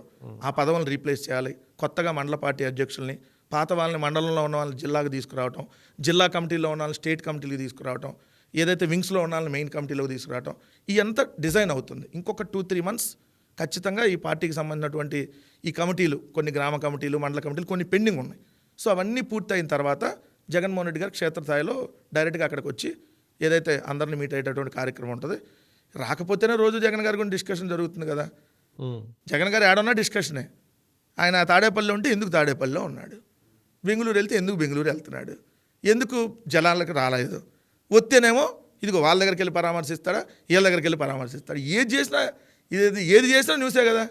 అంటే జగన్ గారు ఏం చేసినా వార్తలాగా ప్రచారం చేయటం, నెగిటివ్ థింకింగ్, నెగిటివ్గా ప్రచారం చేయడం. చెప్పా కదా, రఫీ గారు చాలా మంచివాడు, వాస్తవంగా మంచివాడేలే, చాలా మంచివాడు అని చెప్పారు అనుకో, ఏది ఆయన అందరూ నిజంగా ఏందిరా రఫీ అంత మంచివాడా అనుకోడు. రఫీ అంత దొంగలేడు, ఆయన చదువుతున్నాడు, ఆ అమ్మాయి చదువుతుంది, నేను చదువుతున్నా, ఇంకో చదువుతుంది, అరే నిజంగా రఫీ ఏంది అని అనుకోరా. ఇది మానవ సైకాలజీ. నేను మిమ్మల్ని అంటలా, లేదా వెంకటరెడ్డి మంచోడు కాదు అన్నారు అనుకో, ఏంద్రా ఎంతమంది మంచోడు కదా అంటున్నారు. ఒక నిమిషం మన ఇంటి పక్కన ఉన్నాడు కూడా డౌట్ వచ్చిందిగా. ఇప్పుడు చేస్తుంది వాళ్ళు అదే, జగన్మోహన్ రెడ్డి గారు అది ఇది అని చెప్పి వందల వేల మంది చేత పొద్దున్న సాయంత్రం దాకా ఇదే గోల. అంటే అటువంటి విషయాల్లో మేము సక్సెస్ కాలేకపోతున్నాం అంటారా మీరు? వద్దంటాడండి మా నాయకుడు. మొన్న మీకు మా నాయకుడు ఎప్పుడైనా మీకు ప్రెస్ మీట్ పెడితే లెక్కలో డేటా లేకుండా 20 రోజున ప్రెస్ మీట్ పెడతాడా? గంట అయినా 2 గంటలైనా ప్రెస్ మీట్ అంతా విత్ లెక్కలతో ఉంటుంది. చంద్రబాబు నాయుడు 20 రోజున లెక్కలతో పెడతాడా? ఆంధ్రప్రదేశ్ 10 లక్షల కోట్లు అయింది, 20 లక్షల కోట్లు అయింది. వెంకటరెడ్డి గారు ఇక్కడ మా నాయకుడు వద్దంటాడు అని మీరే అన్నారు, మా నాయకుడు ఉద్యమాలు చేయమంటున్నారని మీరే అంటున్నారు. వాట్ ఈస్ దిస్ అండి? వద్దంటే దుష్ప్రచారం వద్దండి. దుష్ప్రచారం ఉద్యమాలకి దుష్ప్రచారానికి చాలా తేడా ఉంది. పోరాటాలు ఉద్యమాలు వద్దంటున్నారంటున్నారు, మీరే అంటున్నారు. దుష్ప్రచారానికి ఉద్యమాలకి తేడా మీరు గమనించకపోతే ఎట్లా? ఇప్పుడు మేము చెప్పినట్టుగా ఇదిగో చంద్రబాబు నాయుడు దొంగ దొంగ దొంగ అని 100 సార్లు చెప్పడానికి మాకు 100 మంది లేరు. మేము దొంగే కాబట్టి ఒకసారి చెబుతున్నాం దొంగ అని మా దగ్గర ఉన్న దాంతో. మీకు పోరాటాలకి మీ దుష్ప్రచారానికి చాలా డిఫరెన్స్ ఉంది. ఎందుకంటే ఇప్పుడు పోరాటాలు ఉద్యమాలు పోస్ట్ పోన్ చేసుకుంటూ వెళ్తున్నారు. మనం చూసాం పొదిలిది కావచ్చు, అలాగే రీసెంట్గా లైక్ వేరే ఏదంటే దీనికి సంబంధించి ఫీజు రియంబర్స్మెంట్ అనుకుంటా, ఫీజు రియంబర్స్మెంట్కి సంబంధించి పోరాటం కావచ్చు, ఇవన్నీ కూడా పోస్ట్ పోన్ చేస్తూ ఉన్నారు. ప్రకటించడం ఎందుకు, పోస్ట్ పోన్ చేయడం ఎందుకు అనేది లేదు. పొదిలిది మొన్న మీరు అన్నట్టుగా ఏంటంటే పొదిలిది ఆ రోజు వర్షాలు పడుతుంది, అక్కడ ఆ ప్రాంతం వెళ్ళటానికి ఉండదు. సో అందుకని దాని తర్వాత అక్కడ విపరీతమైన వర్షాలు పడుతున్నాయి. సో అందుకని అక్కడ మా నాయకులే ఇంత వర్షాలు అక్కడ మనం రైతులని కలిసి ఆ బోర్డు దగ్గర అన్నీ చేయలేము, నెక్స్ట్ పెట్టుకున్నాం అంటే ఆల్రెడీ ఈరోజు పెట్టున్నాం. సో ప్రోగ్రామ్ పోస్ట్ ఒకటి సార్, ఇప్పుడు ఫీజు రియంబర్స్మెంట్కి సంబంధించి మీరు అన్నారు కదా, అప్పుడు పోస్ట్ పోన్ అయింది ఎందుకు? అది ఎగ్జామ్స్, ఈ షెడ్యూల్స్ కొన్ని ఉంటాయి. ఇప్పుడు స్టేట్ వ్యాప్తంగా ఒక యూనివర్సిటీలో ఇప్పుడు ఎగ్జామ్ జరిగితే ఇంకో యూనివర్సిటీ ఇంకో టైంలో జరుగుతాయి. సో కొన్ని స్కూల్స్, కాలేజీలకు సంబంధించిన ఎగ్జామ్స్ ఇట్లా నడిచినప్పుడు ఏంటంటే కొంత పోస్ట్ పోన్ చేస్తారు. ఎక్కడైనా ప్రోగ్రామ్ సహజం అది. సో దాన్ని ఏదో మనం భూతద్దులో పెట్టి చూడాల్సిన పని లేదు. ఒకటైతే స్పష్టం, ఈ ఏడాది కాలంలో కూటమి ప్రభుత్వం వైఫల్యం చెందినది వాస్తవం కదా. అంటే ఇక్కడ మీరు అన్న దాని ప్రకారము అక్కడ గ్యాదరింగ్స్ కావచ్చు, లేకపోతే ప్రజల్లో పర్ఫెక్ట్ స్పందన లేదు అనే కారణంతో పోస్ట్ పోన్ చేస్తున్నారు అనేది ఒక వాదన వినిపిస్తుంది. సో అంటే ఒకసారి ప్రకటించిన తర్వాత ఏ ఉద్యమం కానీ పోరాటం కానీ దాని మీద ఖచ్చితంగా వర్క్ చేయాలి, దాన్ని ఆ టైంకి వెళ్ళిపోవాలి. రఫీ గారు, ఇప్పుడు మేము ఆఫ్టర్ ఆల్ 11 జగన్ గారు ఓన్లీ పులివెందుల ఎమ్మెల్యే, మాకు అసలు ఏం లేదు కదా. లేకపోతే మరి మా వాళ్ళ కార్యకర్తల నాయకులు ఎందుకు అరెస్ట్ చేయటం? మాకేం బలం లేనప్పుడు వదిలేయచ్చుగా. సోషల్ మీడియా కార్యకర్త కూడా భయపడుతుంది ప్రభుత్వం అంటే. మరి మీకు బలం లేకపోతే మీరు వెన్నుపోటు దినం పెట్టాం, ఈ ప్రభుత్వానికి దినం చేసాం 4వ తారీఖు చేస్తే మరి వాళ్ళందరూ వచ్చిన జనాలు కదా. ఏ టెక్నాలజీ వచ్చిందా? జనాలే కదా. మరి ప్రజల్లో స్పందన రాకపోతే జనాలు ప్రాతిపదికన దినం అని చెప్పొచ్చండి మీరు. సో ఖచ్చితంగా మోసం చేసినప్పుడు దినమే పెడతారు కదా. ఏమేమి మోసాలు జరిగాయి? అధికారంలోకి రాగానే మొదటి నెల నుంచే ఎంతమంది ఉంటే అంతమంది రైతులకి రైతు భరోసా ప్రతి రైతుకి ఇచ్చారా ఫస్ట్ ఏడాది.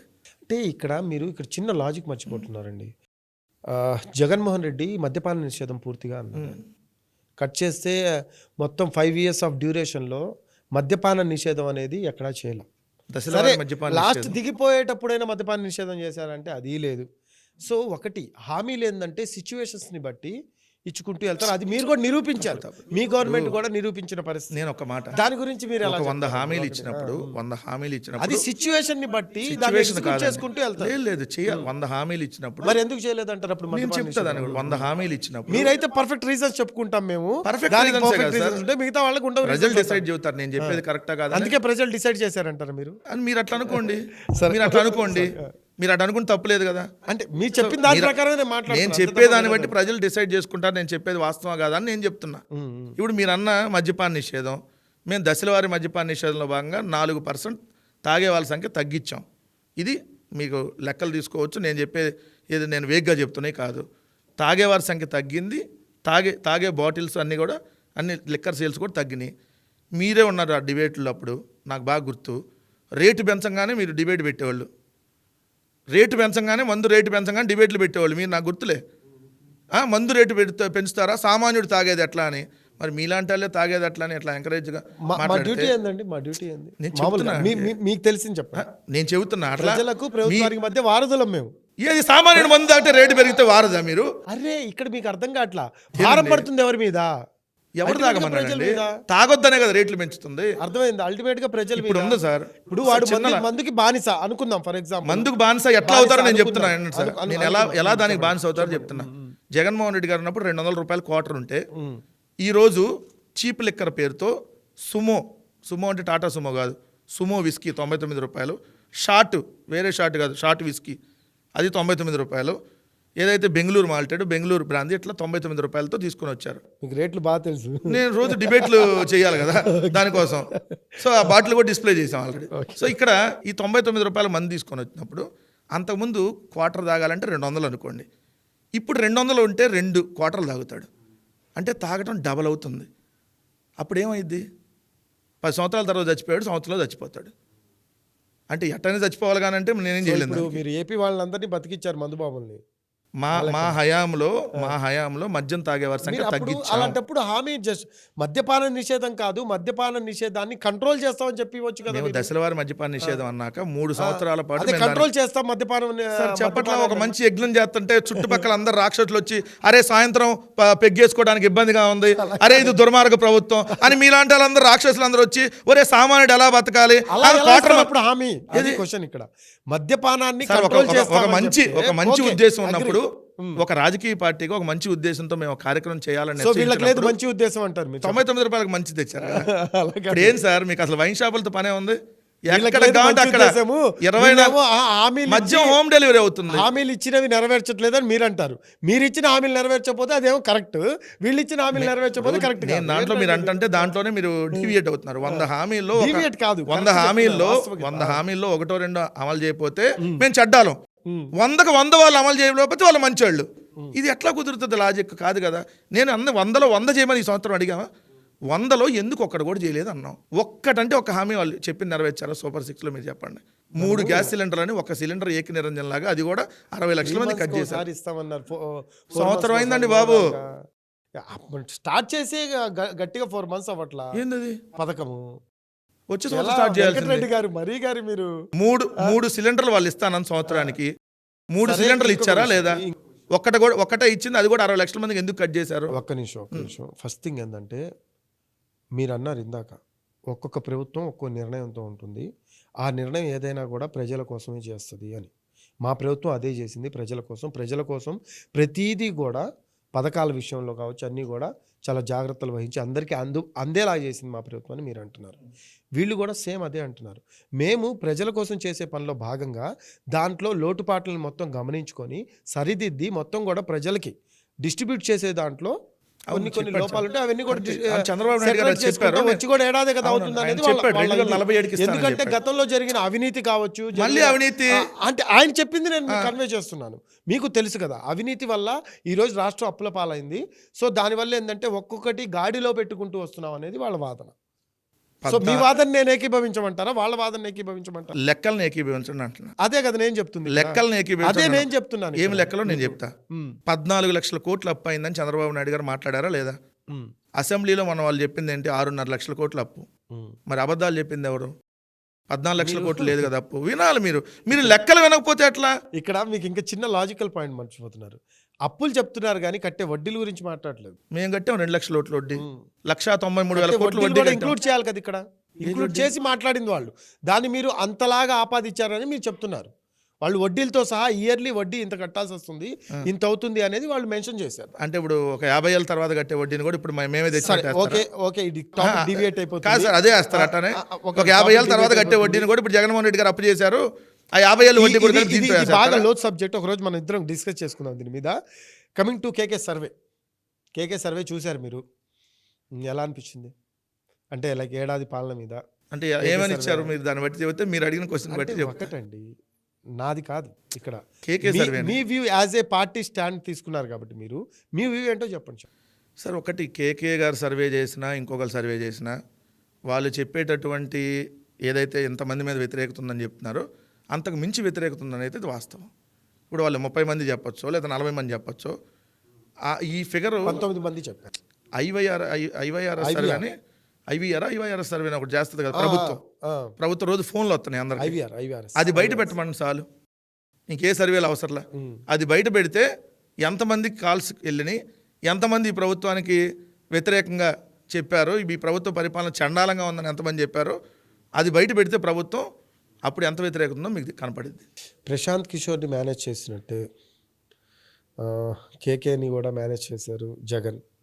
ఈరోజు కేకే బయటకు వచ్చి ఆ విషయం చెప్పడానికి కారణం కూడా అదే అనేది ప్రధానంగా ఒక ఆరోపణ ఉంది. నిజమేనా ఇది? ప్రశాంత్ కిషోర్ మేము మేనేజ్ చేస్తే ప్రశాంత్ కిషోర్ వాళ్ళ దగ్గరికి ఎందుకు వెళ్తాడు? తెలుగుదేశంతో తర్వాత వెళ్ళాడు కదా. జరిగింది, అది తర్వాత జరిగిన విషయం. ఫస్ట్ ఆయనే కదా మీకుంది. ఇప్పుడు ఏమైనా ఎలక్షన్స్ ఏమైనా వచ్చేస్తున్నాయి ఇప్పుడే. ఆ, ఇప్పుడు ఈ సంవత్సర కాలంలో మేము మేనేజ్ చేయాల్సిన అవసరం ఏముంటుంది? ఆ. సరే మేము మేనేజ్ చేద్దామని అనుకుందాం ఒక నిమిషం. ఇప్పుడు దానివల్ల ఏమన్నా లాభం ఉంటుందా? ఏమన్నా లాభం ఉంటే ఏదైనా ఇప్పుడు గవకన ఎలక్షన్ వచ్చేస్తున్నాయి 6 నెలల్లో పలానా సర్వేలను వదిలితే ఏమన్నా మనకు వస్తాయనే లాభం జరిగిద్దిలే అనుకుంటే అని మీరు అన్నట్టే అనుకోవచ్చు. మరి మాకు అనేక సర్వేలు మేము గెలుస్తామని కూడా చెప్పినాయి. మీరే అన్నారు కదండి, కేకే సర్వే అనేది ఫేక్ సర్వే, ఎగ్జిట్ పోల్స్ 2024లో ఇచ్చినప్పుడు అని అన్నారు. ఈరోజు ఏమో కేకే సర్వేని అసలు ఆయన చెప్పిన దానికంటే కూడా ఎక్కువే ఉన్నాయి, ఇంకా బాగుంది. నేనే చెప్తున్నా ఇప్పుడు కూడా. ఇప్పుడు కేకే సర్వేనో ఇంకో సర్వేనో కాదండి. ఎవరు ఏ సర్వే చెప్పినా కూడా ఈ ప్రభుత్వం మీద ఇంకా ఎక్కువ వ్యతిరేకత ఉందనే చెప్తున్నా. వాళ్ళ వ్యూలో వాళ్ళు 30 ఎమ్మెల్యేల మీద వ్యతిరేకత చెప్పొచ్చు, లేదంటే ఇంకొక వ్యూలో 50 మంది ఎమ్మెల్యేల మీద చెప్పొచ్చు. బట్ 164 మంది ఎమ్మెల్యేలు ఏ ఎమ్మెల్యే చక్కగా పనిచేశాడు చెప్పండి? వాళ్ళ పత్రికే, మీరు ఎందుకు అవసరంలా. వాళ్ళ పత్రిక ఈరోజు మీరు బ్యానర్ ఐటమ్ తీసుకుంటే ఈరోజు ఒక్క సెకండ్ ఇవాళ మీరు తెలుగుదేశం పార్టీకి సంబంధించినటువంటి ఆంధ్రజ్యోతి పత్రికే తీసుకోండి. ఈరోజు పెట్టిన హెడ్డింగ్ చూస్తే మీరు ఎంతమంది మీద వ్యతిరేకత ఉందో మీరే చెప్పండి. ఇదిగోండి సార్, ఇది హెడ్డింగ్. ఎమ్మెల్యే సారు కాస్త తగ్గాలి వాళ్ళు పెట్టిన హెడ్డింగ్ పెట్టి వాళ్ళు పెట్టిన దాంట్లో మీకు చూడండి. ఇదిగో పలానా ఎమ్మెల్యే దోపిడీ పేర్లు రాయకుండా ఆ జిల్లాలో కొత్తగా ఎన్నికైన ఎమ్మెల్యే దోపిడీ, ఈ జిల్లాలో ఇసుక దోపిడీ, ఆ జిల్లాలో మద్యం దోపిడీ అని చెప్పి వాళ్ళే ఈరోజు మీకు బ్యానర్ ఐటమ్ చూస్తే క్లియర్గా అర్థమైపోతుంది. మీరు ఉన్న టైంలో కూడా అలా రాశారులేండి. దానికి ఇది వాళ్ళ అధికార పత్రిక అండి బాబు. మీరు అధికారంలో ఉన్నప్పుడు కూడా మీరు అప్పుడు రాసినప్పుడు మమ్మల్ని అడిగారు కదా, చూడండి పలువురు శాసనసభ్యులు ఇష్టారాజ్యం, ప్రజల్లో వ్యతిరేకత అని చెప్పి వాళ్ళ పత్రికలే రాస్తున్నాయి. ఇంకా అక్కడే మీకు అర్థమైపోతుంది కదా. సూటిగా ఒక క్వశ్చన్ అడుగుతున్నా. గత ఎన్నికల్లో మీ ఓటమికి కారణం మీరు వాడిన భాష, ఎమ్మెల్యేలు కావచ్చు, మంత్రులు కావచ్చు, వీళ్ళంతా వాడిన భాష వల్లే ఓటమి చెందారు అనే వాళ్ళకి ఏం చెప్తారు మీరు? అంటే మా భాష కంటే ఇంకా పెద్ద భాష వాడిన వాళ్ళు ఎమ్మెల్యేలు అయ్యారు. మరి అట్ట అనుకుంటే బోషిడికే అన్నాడు, కార్పొరేషన్ చైర్మన్ అయ్యాడు. ఏదైతే రోజా గారిని బికినీలని నీచాతి నిజంగా మాట్లాడిన ఆనం వెంకటరమణారెడ్డి కార్పొరేషన్ చైర్మన్ అయ్యాడు. ఏదైతే రోజా గారిని బ్లూ ఫిల్మ్ అని మాట్లాడినటువంటి ఎవరైతే బండారు సత్యనారాయణమూర్తిని ఎమ్మెల్యే గెలిపించారు ప్రజలు, ఏదైతే మహిళా హోంమంత్రి సుచరిత గారిని భాష సంకనాకం అనేటటువంటిది మాట్లాడినటువంటి అతను అయ్యన్న పాత్రుడు స్పీకర్ అయ్యాడు, ఎమ్మెల్యే అయ్యాడు. ఇదే నారా లోకేష్ మంత్రి అయ్యాడు. జగన్మోహన్ రెడ్డి గారు ఏదైతే చంద్రబాబు నాయుడు గారిని అరెస్ట్ అయిన టైంలో జగన్మోహన్ రెడ్డి గారు లండన్లో ఉంటే మొండల్ని మింగటానికి వెళ్ళాడా జగన్ లండన్ అన్నాడు. ఆయన మరి మంగళగిరిలో 90, 60, 70, 80 మెజార్టీ వచ్చింది. అంటే మా భాష కంటే ఆ భాషను ప్రజలు లైక్ చేశారని చెప్పాలా? నేను అలా అంటల్లా. ఓటమికి చెప్పాను మీకు ఇందాక 2 కారణాలు. ఒకటి ఈవీఎం అయినా అయి ఉండాలి, 2 మాకంటే వాళ్ళు ఎక్కువ ఇస్తాను. మంచి భాష మాది అంటారు మీరు. సార్ ఎవరు తప్పు మాట్లాడినా తప్పే అంటాం. మంచిది అంటలే నిజంగా ఆ పద్యాలన్నీ మాట్లాడితే ఎవరైనా తప్పు అంటాం.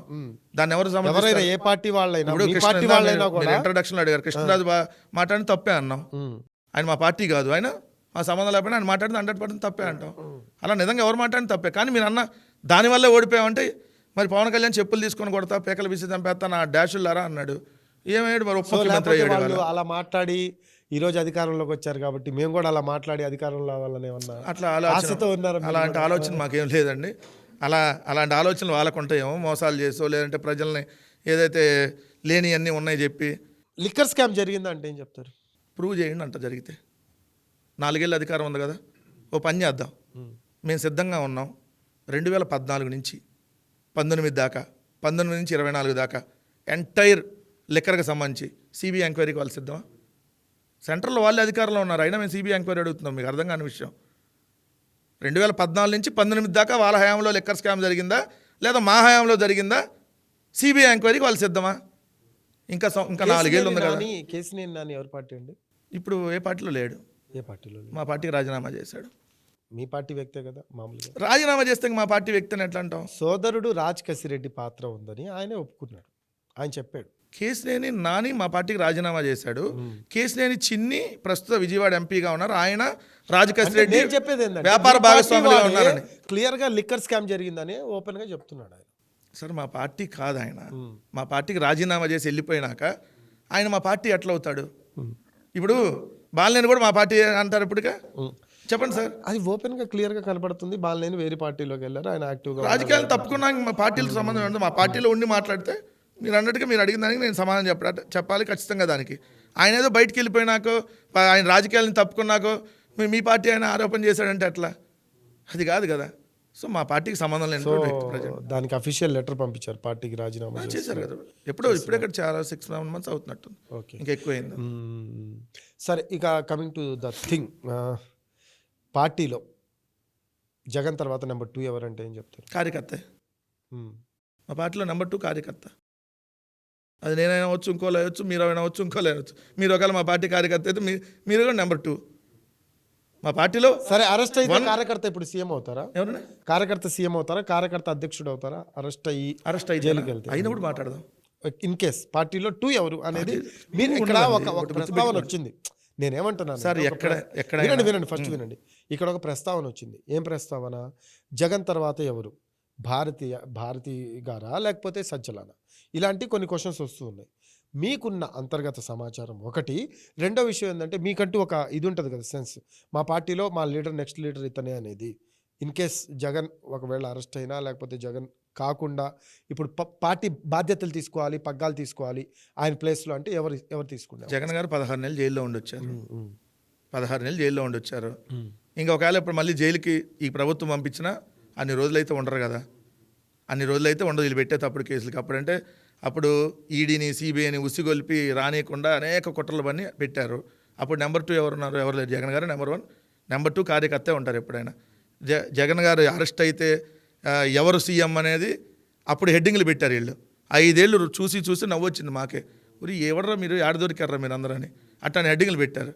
ఇప్పుడు కూడా ఇప్పుడు మనం ఈ రఫీ గారికి చైర్లో కూర్చున్న తర్వాత నెక్స్ట్ ఎవరు, ఇవన్నీ డిస్కషన్ ఎందుకు?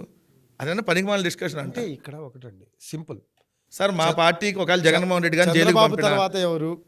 సార్, చంద్రబాబు నాయుడు లేడు అసలు ఈరోజు. ఓన్లీ లోకేషే. వినండి, లోకేష్ పేరు వినపడుతుంది, లేకపోతే సమ్ఎక్స్ ఎవరో ఒకరి పేరు వినపడుతుంది అనుకుందాం. అలాగే జగన్ తర్వాత ఎవరు? సజ్జలనా, భారతిరెడ్డిదా? ఎవరు లేరండి. జగన్మోహన్ రెడ్డి గారు తర్వాత కూడా జగన్మోహన్ రెడ్డి గారే. అంతే. లేదంటే జగన్మోహన్ రెడ్డి గారు ఫస్ట్, నెక్స్ట్ కార్యకర్త. మాకు మధ్యలో నాయకులు ఎవరు లేరు. సజ్జల గారు పెద్ద కార్యకర్త. సో గారు పెద్ద బాధ్యతలు రూల్ చేస్తున్నారు జగన్మోహన్ రెడ్డి గారు అంటారు మీరు. ఒకటే నాయకుడు సార్ మా పార్టీలో. అంతే, అంతలా ఇంకెవరు లేరు నాయకులు. ఎవరైనా వస్తామన్నా రానివ్వరు ఆయన అంటారు మీరు. వీళ్ళందరూ నాయకులే కదా సార్. కానీ మీరు అన్న దాంట్లో ఏంటంటే బాధ్యతలు ఎక్కువ ఉంటాయి అంతే. దానికి ఇప్పుడు మీరు రానిరు అని అంటే కాదండి. ఇప్పుడు లాజిక్ ఉండాలి కదా. శ్రీరెడ్డి మీ పార్టీ ఏనండి? మా పార్టీ సానుభూతి పరురాలు అంతే. మా పార్టీ మెంబర్షిప్ గానే ఏం లేదు. మీ పార్టీ కాదు ఆవిడ? మా పార్టీ మెంబర్షిప్ ఉంటే మా పార్టీ అవుతారు. మీ పార్టీ కాదు. సో మా పార్టీకి అభిమానం. మీ ఎమ్మెల్యే మంది మార్బలంతో పోలీస్ స్టేషన్కి వెళ్ళారు. ఎక్కడ రీజన్? మా ఎమ్మెల్యే ఎవరు వెళ్ళారు? మా ఎమ్మెల్యే శ్రీరెడ్డి గారి దగ్గరికి వెళ్ళారు. ఎప్పుడు? పోలీస్ స్టేషన్కి వచ్చినప్పుడు వెళ్ళారు కదా మీ మంది మార్బలంతో. ఆమె ఏ పోలీస్ స్టేషన్ తీసుకెళ్తున్నారో మాకేం తెలిసింది. అసలు మా ఎమ్మెల్యేలు ఉంది 11 మంది. ఎక్కడ వెళ్ళారు? మీరు ఏమన్నా తమ్ముళ్ళు చూస్తుంటారు వేరే ఛానల్లో. పొరపాటు. రాంగ్. ద థింగ్ ఏంటంటే మీరు ఇక్కడ చిన్న లాజిక్ మర్చిపోతున్నారు. మీ ఎమ్మెల్యే కంటెస్ట్ చేసిన క్యాండిడేట్, ఎమ్మెల్యే కంటెస్ట్ చేసి ఎవరు పేరు చెప్పండి, చెబితే అసలు ఎవరైనా నాకు పేరు ప్రస్తావన ఎందుకనే కదా మేము మాట్లాడుతుంది ఇక్కడ. సార్, శ్రీరెడ్డి గారు జగన్మోహన్ రెడ్డి గారు అభిమాని అంతవరకే. వైఎస్ఆర్ కాంగ్రెస్ పార్టీ, శ్రీరెడ్డి గారు వైసీపీకి సంబంధం లేని వ్యక్తి. సార్, ఇప్పుడు వైఎస్ఆర్ కాంగ్రెస్ పార్టీ అభిమానులందరూ వైఎస్ఆర్ కాంగ్రెస్ పార్టీ వైసీపీ పార్టీకి చెందిన వ్యక్తి కాదు. అభిమానులందరూ మీరు ఆ పార్టీలో మెంబర్లు అభిమానులే కార్యకర్తలని మీరే అన్నారు కదండి ఇందాక. కార్యకర్తలు మెంబర్షిప్లు చాలా వేరు ఉంటాయండి. ఇప్పుడు ఎక్కడో మీకు సానుభూతి ఇప్పుడు మీరు చెప్తే కాదండి. ఒక చిన్న ఇది, ఒక వ్యక్తి మీకోసం ఒక పోరాటం చేస్తుంది అనుకుందాం కాసేపు. ఆ వ్యక్తిని సపోర్ట్ చేయాల్సిన అవసరం ఉంది. ఆ వ్యక్తికి సంబంధించిన అంశాలు ఏమన్నా ఉంటే క్లియర్ చేయాల్సిన అవసరం కూడా ఉంది. ఓకే, చెప్పండి, నేను చెబుతాను. పార్టీలో ఉన్నారా లేదా అనేది సెకండరీ. ఇక్కడ ఓపెన్గా ఇక్కడ ఆవిడ చేసే వ్యాఖ్యలు కావచ్చు, ఆవిడ మాట్లాడే సెన్స్ కావచ్చు, మొత్తం కూడా వైసీపీకి సపోర్ట్గా మాట్లాడతారు. జగన్మోహన్ రెడ్డి మీద ఒక అభిమానిగా, మీరు అన్నట్టే అభిమానిగా ఎవరన్నా ఏమన్నా అంటే వెంటనే రివర్స్ కౌంటర్ ఇచ్చే ప్రయత్నం చేస్తారు.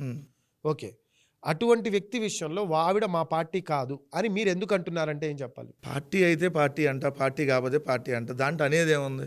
ఇప్పుడు మీరు కూడా జగన్మోహన్ రెడ్డి గారు అభిమాని అయ్యారు అనుకోండి, మీరు వైఎస్ఆర్ కాంగ్రెస్ పార్టీ అయిపోతారా? ఇప్పుడు ఇది కూడా అభిమానం అనుకోండి సార్, తెలంగాణలో కూడా మాకు అభిమానులు ఇప్పుడు ఉంటారు, ఉన్నోళ్ళందరూ అభిమానులు కాదంటారు జగన్. తెలంగాణలో కూడా అభిమానులు ఉన్నారు, ప్రపంచవ్యాప్తంగా అభిమానులు ఉన్నారు. అభిమానానికి ఇక్కడ మీకు పార్టీకి అర్థం తేడా ఉంటుంది. పార్టీ కార్యకర్త ఇక్కడ తెలంగాణలో వైసీపీ లేదు కాబట్టి అభిమానులు ఇప్పుడు అడుగుంటే అనేవాళ్ళే చెన్నైలో ఉన్నారు ఉంటారు. కానీ, నాకు తెలిసి ఓటు కూడా ఆంధ్రప్రదేశ్లో ఉన్నట్టుందో లేదో నాకైతే తెలియదు. సో ఆయన చెన్నైలో ఉంటారు. మరి మీరే చెప్పండి అప్పుడు. ఇప్పుడు మీ మనిషా కాదా? సింపుల్ గా చెప్పండి. ఇవన్నీ నేను 4 సార్లు చెప్పాను, మీరు మళ్ళీ దాన్ని లాగి చెప్పినా అదే అవుతుంది. లాగి కాదు, మీ పార్టీ వ్యక్తే కాదా? మా పార్టీ అభిమాని వ్యక్తే కాదా? అదే చెబుతున్నా, అభిమాని. పార్టీకి సంబంధించిన వ్యక్తే కాదా? పార్టీకి సంబంధించినటువంటి పదవులు కానీ ఏ మెంబర్షిప్లు కానీ లేవు. ఇంక మీరు పార్టీ వ్యక్తిని ఎట్లా అంటారు? Right, okay, done. సరే, ఇక coming to thing, Borugadda Anil. చెప్పండి, ఆయన కూడా మా పార్టీ అని అనండి. ఇక ఇంకెందుకు ఆలస్యం? బోరుగడ్డ అనిల్ సో జగన్ కోసం నేను చాలా మాట్లాడానని చెప్పారు. ఏం చేయాలి ఇప్పుడు? అందుకని ఓపెన్ స్టేట్మెంట్ ఇచ్చారు. మళ్ళీ అక్కుని చేర్చుకుంటారా ఆయన్ని? అసలు బోరగడ్డ అనిల్ మా దగ్గర ఎప్పుడు లేడు హక్కును చేర్చుకోవడానికి. చెప్పట్లేదు సార్. ఇప్పుడు బోరగడ్డ అనిల్ ఏదో రాజకీయ పార్టీ సంథింగ్ నేషనల్లో పార్టీ ఉంది, దానికి స్టేట్ ప్రెసిడెంట్గా చేశాడు ఏపీలో. కానీ ఆయన వైఎస్ఆర్ కాంగ్రెస్ పార్టీ అని వేస్తారు. ఇది ఎట్లా సంబంధం? ఆయన చెప్పాడు నేను జగన్ స్టేట్మెంట్ ఇచ్చాడు కదండి ఆయనే. నేను జగన్మోహన్ రెడ్డి గారు బంధువు అంటే నేను అయిపోతానా? నేను ఓపెన్ స్టేట్మెంట్ ఇచ్చాను అయిపోతానా? పెట్ట బేకరు ఇదే, అంతే కదా. కాదండి, నేను చెప్పేది అయిపోతుంది కాదు. ఇప్పుడు ఒక వ్యక్తి వస్తాడండి, నేను చంద్రబాబు నాయుడు బంధువు అంటాడు. దానికి ఇప్పుడు చంద్రబాబు నాయుడు ఏం చేయాలి? ఆడెవడో ఏదో చెప్పుకుంటే చంద్రబాబు నాయుడు ఇప్పుడు మనతో ఇవ్వాలా? మీరు అప్పుడు అడగాలిగా. ఇప్పుడు సీమరాజా అని ఒక దున్నపోతున్నాడు, వాడు మనిషి కాదు, మనిషి పుట్టక బుట్ల, వాడు అలానే మాట్లాడతాడు గట్ట, వాడిని ఇంకెన్నన్నా తప్పులేదు. ఇప్పుడు వాడు వైఎస్ఆర్ కాంగ్రెస్ పార్టీ మీరు చెప్పండి. మా కండవా వేసుకొని మరి వాడు నీచంగా మాట్లాడుతున్నాడు. ఆల్రెడీ కంప్లైంట్లు ఇచ్చున్నాం. మీరు చెప్పండి, సీమరాజా వైఎస్ఆర్సీపీ? మీరు చూసుంటారు కదా ఆ మృగాన్ని. మరి మీరు చెప్పండి. అట్లానే ఎవరో ఏదో మాట్లాడితే అన్ని వైఎస్ఆర్ కాంగ్రెస్ పార్టీ లింక్ చేసి ఏదో జరిగిపోయింది ఇక్కడ. చెప్పే కదా, ఇంతమంది ప్రచారం మేము ఇంతమంది ఉన్నాయా, ఏం చేస్తాం? మాకేం అపోజిషన్ కూడా లేదయా, అసలు మేము పనికిరానాలం కదా అందరి దృష్టిలో. సో బోరుగడ్డ అనిల్కి జగన్కి ఎటువంటి సంబంధం లేదు, వాళ్ళ పార్టీ నాయకులతో ఎటువంటి సంబంధం లేదు, అసలు మీ పార్టీయే కాదు, మీ పార్టీని ఎప్పుడు చూడలేదంటారు ఆయన. 4 రోజులు పోతే ఆయన నెంబర్ 2 అని కూడా రాస్తారండి బాబు. ఎట్లా అంత తయారైంది దిగజారిపోయిన మీడియా. ఏం చేస్తాం, భరించాలి. నేను ఇక్కడ ఏంటంటే అండి, ఒక మనిషి ఓపెన్ స్టేట్మెంట్ ఇవ్వటం ఒక ఎత్తు, 2 మీరు ఇందాక సీమరాజుని కంపేర్ చేస్తూ చెప్పారు. నేనేమంటున్నానంటే సీమరాజు వే ఆఫ్ వ్యూ వేరే ఉంటుంది, తన వే ఆఫ్ టాకింగ్ కావచ్చు, తను ప్రజెంట్ చేసే వే కావచ్చు. ఇతను వచ్చేసి మాట్లాడిన మాటలు ఓపెన్ స్టేట్మెంట్స్, కేసులు అయిన తర్వాత మాట్లాడిన అంశాలు. ఓకే, మా ప్రభుత్వంలో ఉన్నప్పుడు కూడా అతని మీద కేసులు అయినాయి. మా ప్రభుత్వంలో ఉన్నప్పుడు కూడా బెయిల్ వస్తే దానికి మనకు సంబంధం లేదు. అది ఎక్కడైనా కేసులని మా ప్రభుత్వంలో కూడా అతను చేసినట్టు మీద కేసులు పెట్టారు already. జగన్ గారి ప్రభుత్వంలో కూడా. అంటే టీడీపీ అతను పెట్టారా మీరు కేసులు? టీడీపీ అతను ఎవరు మాట్లాడినా పెడతారు. టీడీపీ ఉంది, వైసీపీ ఉంది, దానికి సంబంధం ఏముంటుంది? అతను టీడీపీ అని పెడతారని ఎట్లా అంటారు మీరు? మీరు చెప్పడం ఏంటంటే లేదు, ఇక్కడ చిన్న logic miss. Telugu Desam party office మీద దాడి జరిగింది, చేసింది వైఎస్ఆర్ కాంగ్రెస్ పార్టీ అభిమానులు. ఇంతవరకు అయితే క్లారిటీ కదా. దాంట్లో ఏం దాపరికం, జగన్ గారిని బోషిడికే అన్నారని చెప్పి వెళ్ళి దాడి చేసి వచ్చారు. దానికి మా నాయకులకి ఎవరికి సంబంధం లేదు. ఎవరో వెళ్ళారు, ఆవేశంగా వెళ్ళి చేసి వచ్చారు. అయినా వాళ్ళని కూడా అరెస్ట్ చేసాం, రిమాండ్కి వెళ్ళున్నారు వాళ్ళు. తర్వాత 14 రోజులకో 15 రోజులకో బెయిల్ వస్తే దానికి మనమేముంటుంది? దేవినేని అవినాష్ వీళ్ళ పాత్ర అసలు దేంట్లో లేదు. జగన్ గారు వెళ్ళారు, వెళ్ళి పైన వెళ్ళి ఏ టెక్నాలజీలో టికెట్ కొట్టి వాళ్ళందరం చేసి వచ్చారని కూడా రాస్తారండి బాబు రేపు. ఏంది సార్ ఇది? 2029 ఎలక్షన్స్ సమాయత్తం అయ్యారా లేదా, ఇంకా పార్టీని క్యాడర్ని డెవలప్ చేసుకుంటున్నారా లేదా? మీరు అన్నారు చాలామంది పార్టీలో నుంచి వెళ్ళిపోయారని. సో వాళ్ళందరినీ కూడా ఒక తాటి మీదకి తీసుకొచ్చి, అంటే లైక్ పార్టీలో అంటే గర్వాప్స్ ఏమన్నా ఉంటుందా మళ్ళీ వైసీపీలో? జగన్ గారికి తెలియాలి సార్.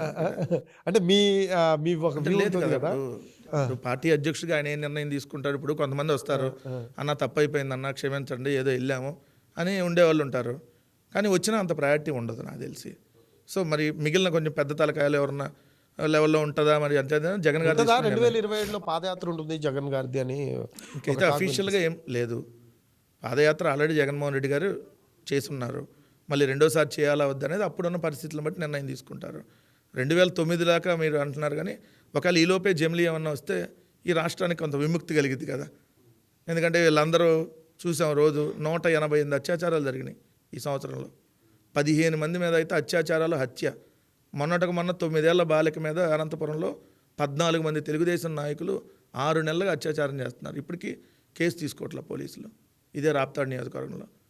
మీకు మచ్చుమరిలో, నంద్యాల జిల్లా మచ్చుమరిలో 9 ఏళ్ల అమ్మాయి, నా 5వ తరగతి చదువుతుంది, 11 నెలలు అయింది, రేప్ చేసి చంపేశారు. ఇప్పటి వరకు శవం దొరకల.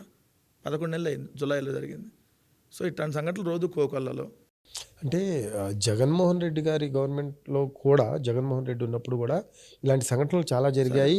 అప్పుడు మీరు కూడా అన్నట్టుగా కూటమి జరగలేదని నేతలు ఎవరు ప్రశ్నించారు. అంటారు? జరగలేదు. జరుగుతుంది, కానీ దాన్ని ప్రభుత్వానికి ఆపాదించడం అనేది జరిగిన అంటే సంఖ్య శాంతి important భద్రతల అన్న. విషయంలో జరుగుతున్న సంఖ్య రోజు రోజుకి పెరుగుతుంది. అది ఇప్పుడు ఎక్కడో చోట ప్రపంచవ్యాప్తంగా జరుగుతూనే ఉంటాయి. జరిగిన దానికి తర్వాత ప్రభుత్వం ఎలా యాక్షన్ తీసుకుంటుంది ఏంటనేది, ఇప్పుడు ఇన్ని జరిగిన అత్యాచారాలు ఈ సంవత్సర కాలంలో వాళ్ళకి భయం ఉంటే, వీళ్ళు శిక్షలు పడతాయి అనేటటువంటి భయం ఉంటేనో, ఈ ప్రభుత్వం చర్యలు తీసుకుంటుందని భయం ఉంటే ఏ విధంగా చేస్తారు? మొన్న వెళ్ళి మీరే పరామర్శించి వచ్చారు, ఇన్స్టెంట్ జస్టిస్ చేశారు, తెనాలిలో రోడ్డు మీద పిల్లల్ని కొట్టారు అని చెప్పి మీరే పరామర్శ. అవును సార్, కొడితే మరి పరామర్శించాలి, కొట్టడానికి రూల్ ఉందా? ఇన్స్టెంట్ జస్టిస్ కూడా చేస్తుంటే అంతే, శాంతి ఇన్స్టెంట్ జస్టిస్ వాళ్ళు ఎవరు రేప్ చేయలేదు, క్లారిటీగా ఉంటుంటే వాళ్ళు ఎవరు రేప్ చేయాలి, వాళ్ళు మీరు అన్న దాని ప్రకారమే నేను మాట్లాడతాను. సారీ, వాళ్ళు ఎవరు దయచేసి మీరు ఆ తెనాల్లో ఉన్నటువంటి ఆ ముగ్గురు యువకుల్లో ఏదైనా క్రూరత్వం గురించి నేను మాట్లాడుతున్నా. ఏం చేశారు? పిల్లలు చేసే క్రూరత్వం అంటే ఇప్పుడు వాళ్ళు ఏం చేశారు? ఒక పర్సన్ ని రేప్ చేశారు అంటే, రేప్ చేస్తే కొట్టండి సార్, నడు రోడ్డు మీద కొట్టండి, ఎవడొద్దన్నాడు? రేప్ చేశారు అంటే అదొక సంఘటన. ఓకే, ఇప్పుడు వాళ్ళు ఎందుకు కొట్టారు? రీజన్ ఏంటి? వాళ్ళు ఎందుకు కొట్టారు? ఇది ఒక రకమైన సంఘటన. ఒకటి ఏంటి, ఎందుకు కారణాలు ఏమైనా కావచ్చు. ఇక్కడ నేను ఏమంటున్నా అంటే ఇన్స్టెంట్ జస్టిస్ కారణాలు కాదండి. ఇప్పుడు మీరు నడి రోడ్డు మీద వాడు మర్డర్ చేస్తున్నాడు అనుకోండి, కత్తి తీసుకున్నాడు, పొడవటానికి నరటానికి వెళ్తున్నాడు, వాడిని పెట్ట లాగి కొట్టండి, ఎవడొద్దంటాడు? కొత్త దీనికి సంబంధించి న్యాయశాఖలో కొత్తగా కొన్ని పాయింట్స్ కూడా చేర్చారు. వాళ్ళందరికీ కూడా శిక్ష పడాలి వెంటనే అని కూడా ప్రభుత్వం అదేంటి ఎంతమంది కేసారంటున్నా నేను. అదే ఆ దిశగా 1 year కదండి అవుతుంది ప్రభుత్వం. 2047లో చేస్తారులే. చంద్రబాబు నాయుడు చెప్పినట్టు మీకు కూడా బాగా అలవాటు అంటే మేము అధికారంలోకి వచ్చి ఒకసారిగా అయింది, 5 ఏళ్ళకి ఒకసారి మారితే అధికారం ఎట్లా? 10 ఏళ్ళు 15 ఏళ్ళు దిశ చట్టం తీసుకొచ్చారు. దిశ చట్టం తీసుకొచ్చినా కూడా ఏమన్నా ఆగినాయా? ఇవన్నీ చాలా వరకు ఆగినాయి సార్. ఎక్కడ ఆగినాయండి? చూస్తే సంవత్సరానికి అప్పుడు 40-50 జరిగితే 40-50 ఎందుకు జరిగినాయి అంటారు? ప్రపంచవ్యాప్తంగా జరుగుతున్నాయండి. 40-50కి 200కి తేడా లేదా? వ్యాప్తంగా జరిగితే ఇక్కడ దిశ చట్టం ఉంది కదా, 40-50 ఎందుకు జరగాలి? దిశ చట్టం ఉంటే జరగదు అని ఎవరైనా చెబుతారండి?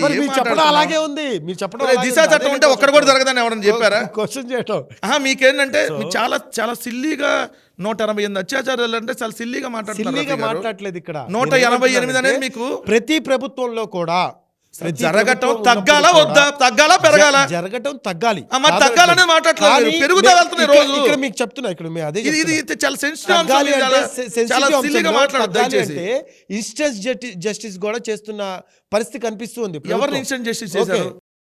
మచ్చుమరిలో 9 ఏళ్ల బాలికని అత్యాచారం చేస్తే ఇన్స్టెంట్ జస్టిస్ జరిగిందా? కొట్టారా వాళ్ళని ఏమైనా పోలీసులు? సంబంధించి వెంటనే ప్రభుత్వ యంత్రాంగం మొత్తం కదిలి దీనికి సంబంధించి ఖచ్చితంగా వాళ్ళకి న్యాయం జరగాలని చెప్పి కూడా నుంచిన ఒక లాకప్ డెత్ అయ్యాడు, మిగిలిన వాళ్ళు తెలుగుదేశం నాయకులు రోజు వాళ్ళ ఇళ్ల ముందు తిరుగుతున్నారు. ఎవడైతే అది చేశారో మీకు తెలియని విషయం అది. మరి లేకపోతే 188 అత్యాచారాలు జరిగితే మీరు మీ హయాంలో జరగలేదా అని అంటున్నారు. మా హయాంలో 50 జరిగితే ఇక్కడ 200 జరుగుతున్నప్పుడు మీరు దేని మీద మాట్లాడతారు చెప్పండి? అరే మీరు అడిగినా చెప్పండి. శాంతి భద్రతలు సరిగ్గా లేవు అన్నారు. 50 జరిగినప్పుడు బాగోలా, 200 జరిగినప్పుడు బాగోలా? శాంతి భద్రతలు సరిగ్గా లేదు అని మీరే అంటున్నారు. శాంతి భద్రతలు సరిగ్గా లేనప్పుడు వాళ్ళు ఇన్స్టెంట్ జస్టిస్ ఇస్తే మీరు ఎందుకు వెళ్ళి పరామర్శించారని నా క్వశ్చన్. నేను తెనాలి గురించి తెలుగులోనే మిమ్మల్ని అడుగుతున్నా. తెనాల్లో ఆ యువకులు ఏం చేశారని కొట్టారు? కారణం ఏదైనా నేను అదే అంటున్నాను. ఆ యువకులు ఎటువంటి ఇష్యూ చేశారనేది పక్కన పెడితే అక్కడ జస్టిస్ విషయంలో ఏం చేస్తున్నారు? కానిస్టేబుల్ కి వాటాల విషయంలో తేడా వచ్చి కొట్టారు. ఇక పచ్చిగా చెప్పాలా, ఈ రాష్ట్రంలో పోలీసులు ఎంత నీచంగా ప్రవర్తిస్తున్నారో. వాళ్ళు నిజంగా గంజాయి అమ్మారు అనుకో, ఆ గంజాయి వాటాలో కానిస్టేబుల్ కి తేడా వస్తే వాళ్ళు వచ్చి మీకు చెప్పారా? మీకు చెప్పారా? మీకు చెప్పలేదు కదా, మరి మీకు కూడా చెప్పలేదు కదా. మీకు ఎలా తెలుస్తాయి ఇవన్నీ? అదే తెలుస్తాయి అంటే సార్ మేము పొలిటికల్ ఫీల్డ్ లో ఉన్నాం, ఎంక్వైరీ చేయకుండా మీలాగా వచ్చి వేగ్గా మాట్లాడడం కదా. ఎందుకు 188 అత్యాచారాలు చాలా దారుణాలు జరిగే అంశాలనే మీకు చెప్పాలి. రఫీ గారు మీకు ఎట్లా ఉందంటే 188 జరిగితే మీ హయాంలో కూడా 40-50 జరిగినాయి కదా, ఇప్పుడు 200 కదా, 200 మంది కదా రేపులు అన్నట్టు మాట్లాడుతున్నారు మీరు. ఎంత ప్రతిష్టాత్మకంగా తీసుకొని చేసే ప్రయత్నం చేస్తున్నా జరుగుతున్నాయి, వాటిని సరిదిద్దే ప్రయత్నం చేస్తున్నారు. అదే 2047కి చేస్తారంటారు సరిదిద్దే ప్రయత్నం. అప్పుడు దాకా రేపులు మర్డర్లు ఎన్నైనా జరగని చాలా రోజులు మీకు బాగా ఆనందంగా ఉంటుంది. చాలా రోజుల నుంచి అంటే వాస్తవంగా మీ ప్రయత్నం అనేది తప్పని నేనేం అనట్లేదు. పార్టీ స్టాండ్ తీసుకున్నారు కాబట్టి ఖచ్చితంగా పార్టీ వైపు మాట్లాడాలి. ఖచ్చితంగా వేరే పార్టీ వాళ్ళని కొన్ని అంశాల్లో మీరు నేను దూషించాలి. మాట్లాడిన నిజాలు ఇవన్నీ కాదు కూడా అంటే కామన్. మీరు సో చెప్పండి. అయన్నీ పక్కన పెడితే చాలా రోజుల నుంచి మీతో డిస్కస్ చేద్దాం అనుకుంటున్నాను చాలా అంశాల మీద. సో ఈ రోజు టైం దొరికింది. ఎనీహౌ వచ్చినందుకు చాలా థ్యాంక్స్. చాలా విషయాల మీద క్లారిటీ ఇచ్చారు. అలాగే కొన్ని విషయాల మీద కూడా కొన్ని కన్‌ఫ్యూజన్స్ అయితే క్రియేట్ చేసిన పరిస్థితి కనిపిస్తూ ఉంది. ఎవరు మీరా దాంతో నేనా? దాంతో అంటే మీరు కన్ఫ్యూజన్ క్రియేట్ చేశారు నేనా? అంటే మీరు కన్‌ఫ్యూజన్స్ క్రియేట్ చేశారని నా ఉద్దేశం. నాకు మళ్ళీ అడిగినా మీరు చెబుతాను నేను ఎక్కడ కన్ఫ్యూజ్ గాను. మీరు చెప్పాను కదా మొత్తం విన్నా ఇంకొక స్టోరీ విషయం, అంతా అని. ఇంకొక విషయం. నేను ఈ అసలు రోజు- ఎక్కడ రామాయణం ఎక్కడ ఉంది అన్నట్టు ఉంది మీరు అడిగితే నేనేం ఈ రోజు చెప్పను? నేను గుర్తించింది ఏంటంటే వెంకటరెడ్డి గారికి ఎక్కడ ఏం జరిగినా అన్ని అక్కడ ఏం జరిగినాయి అని లోతుగా చాలా క్లియర్గా అక్కడ వాటాల్లో తేడా వచ్చిందని చెప్పినప్పుడే నేను ఆశ్చర్యపోయా. అసలు ఎలా అంటే నేను ఆ ఇన్ఫర్మేషన్ తీసుకోకుండా నేను వచ్చి పిచ్చితనంగా మాట్లాడిన కాబట్టి ప్రూఫ్ నేను ఆల్వేస్ గ్రేటర్. ఆ ప్రాంతం నేను చదువుకున్న ప్రాంతం, మా మా మండలానికి ఆనుకున్న ప్రాంతం, అదే తెనాల్లో నేను చదువుకున్నా, నాకున్న పరిచయాలు, నేను ఆ పిల్లల మీద ఏ కేసులు పెట్టారు వీళ్ళు ఎప్పుడు పెట్టారు సాక్ష్యాధారాలతో సహా ఎందుకు బయట పెట్టలేకపోయారు అప్పుడు? సార్ చెప్పా కదా పెట్టినా మీకు కనపడదు సార్, ఒక సాక్షిలోనే వస్తుంది. రైట్, మిగిలిన చెప్పా కదా ఇది పెద్ద స్టోరీ మళ్ళీ. సో ఇది వెంకటరెడ్డి గారితో ఈరోజు డిస్కషన్. సో రాబోయే రోజుల్లో అంటే 2029కి వైసీపీ సమాయత్తం కాబోతుంది. కార్యకర్తలందరూ కూడా స్ట్రాంగ్గా పనిచేయడానికి రెడీగా ఉన్నారు. సో ఖచ్చితంగా మేము అధికారంలో రావడానికి ప్రయత్నిస్తామని ఆయన చెప్తూ ఉన్నారు. This is Rafi. నమస్తే.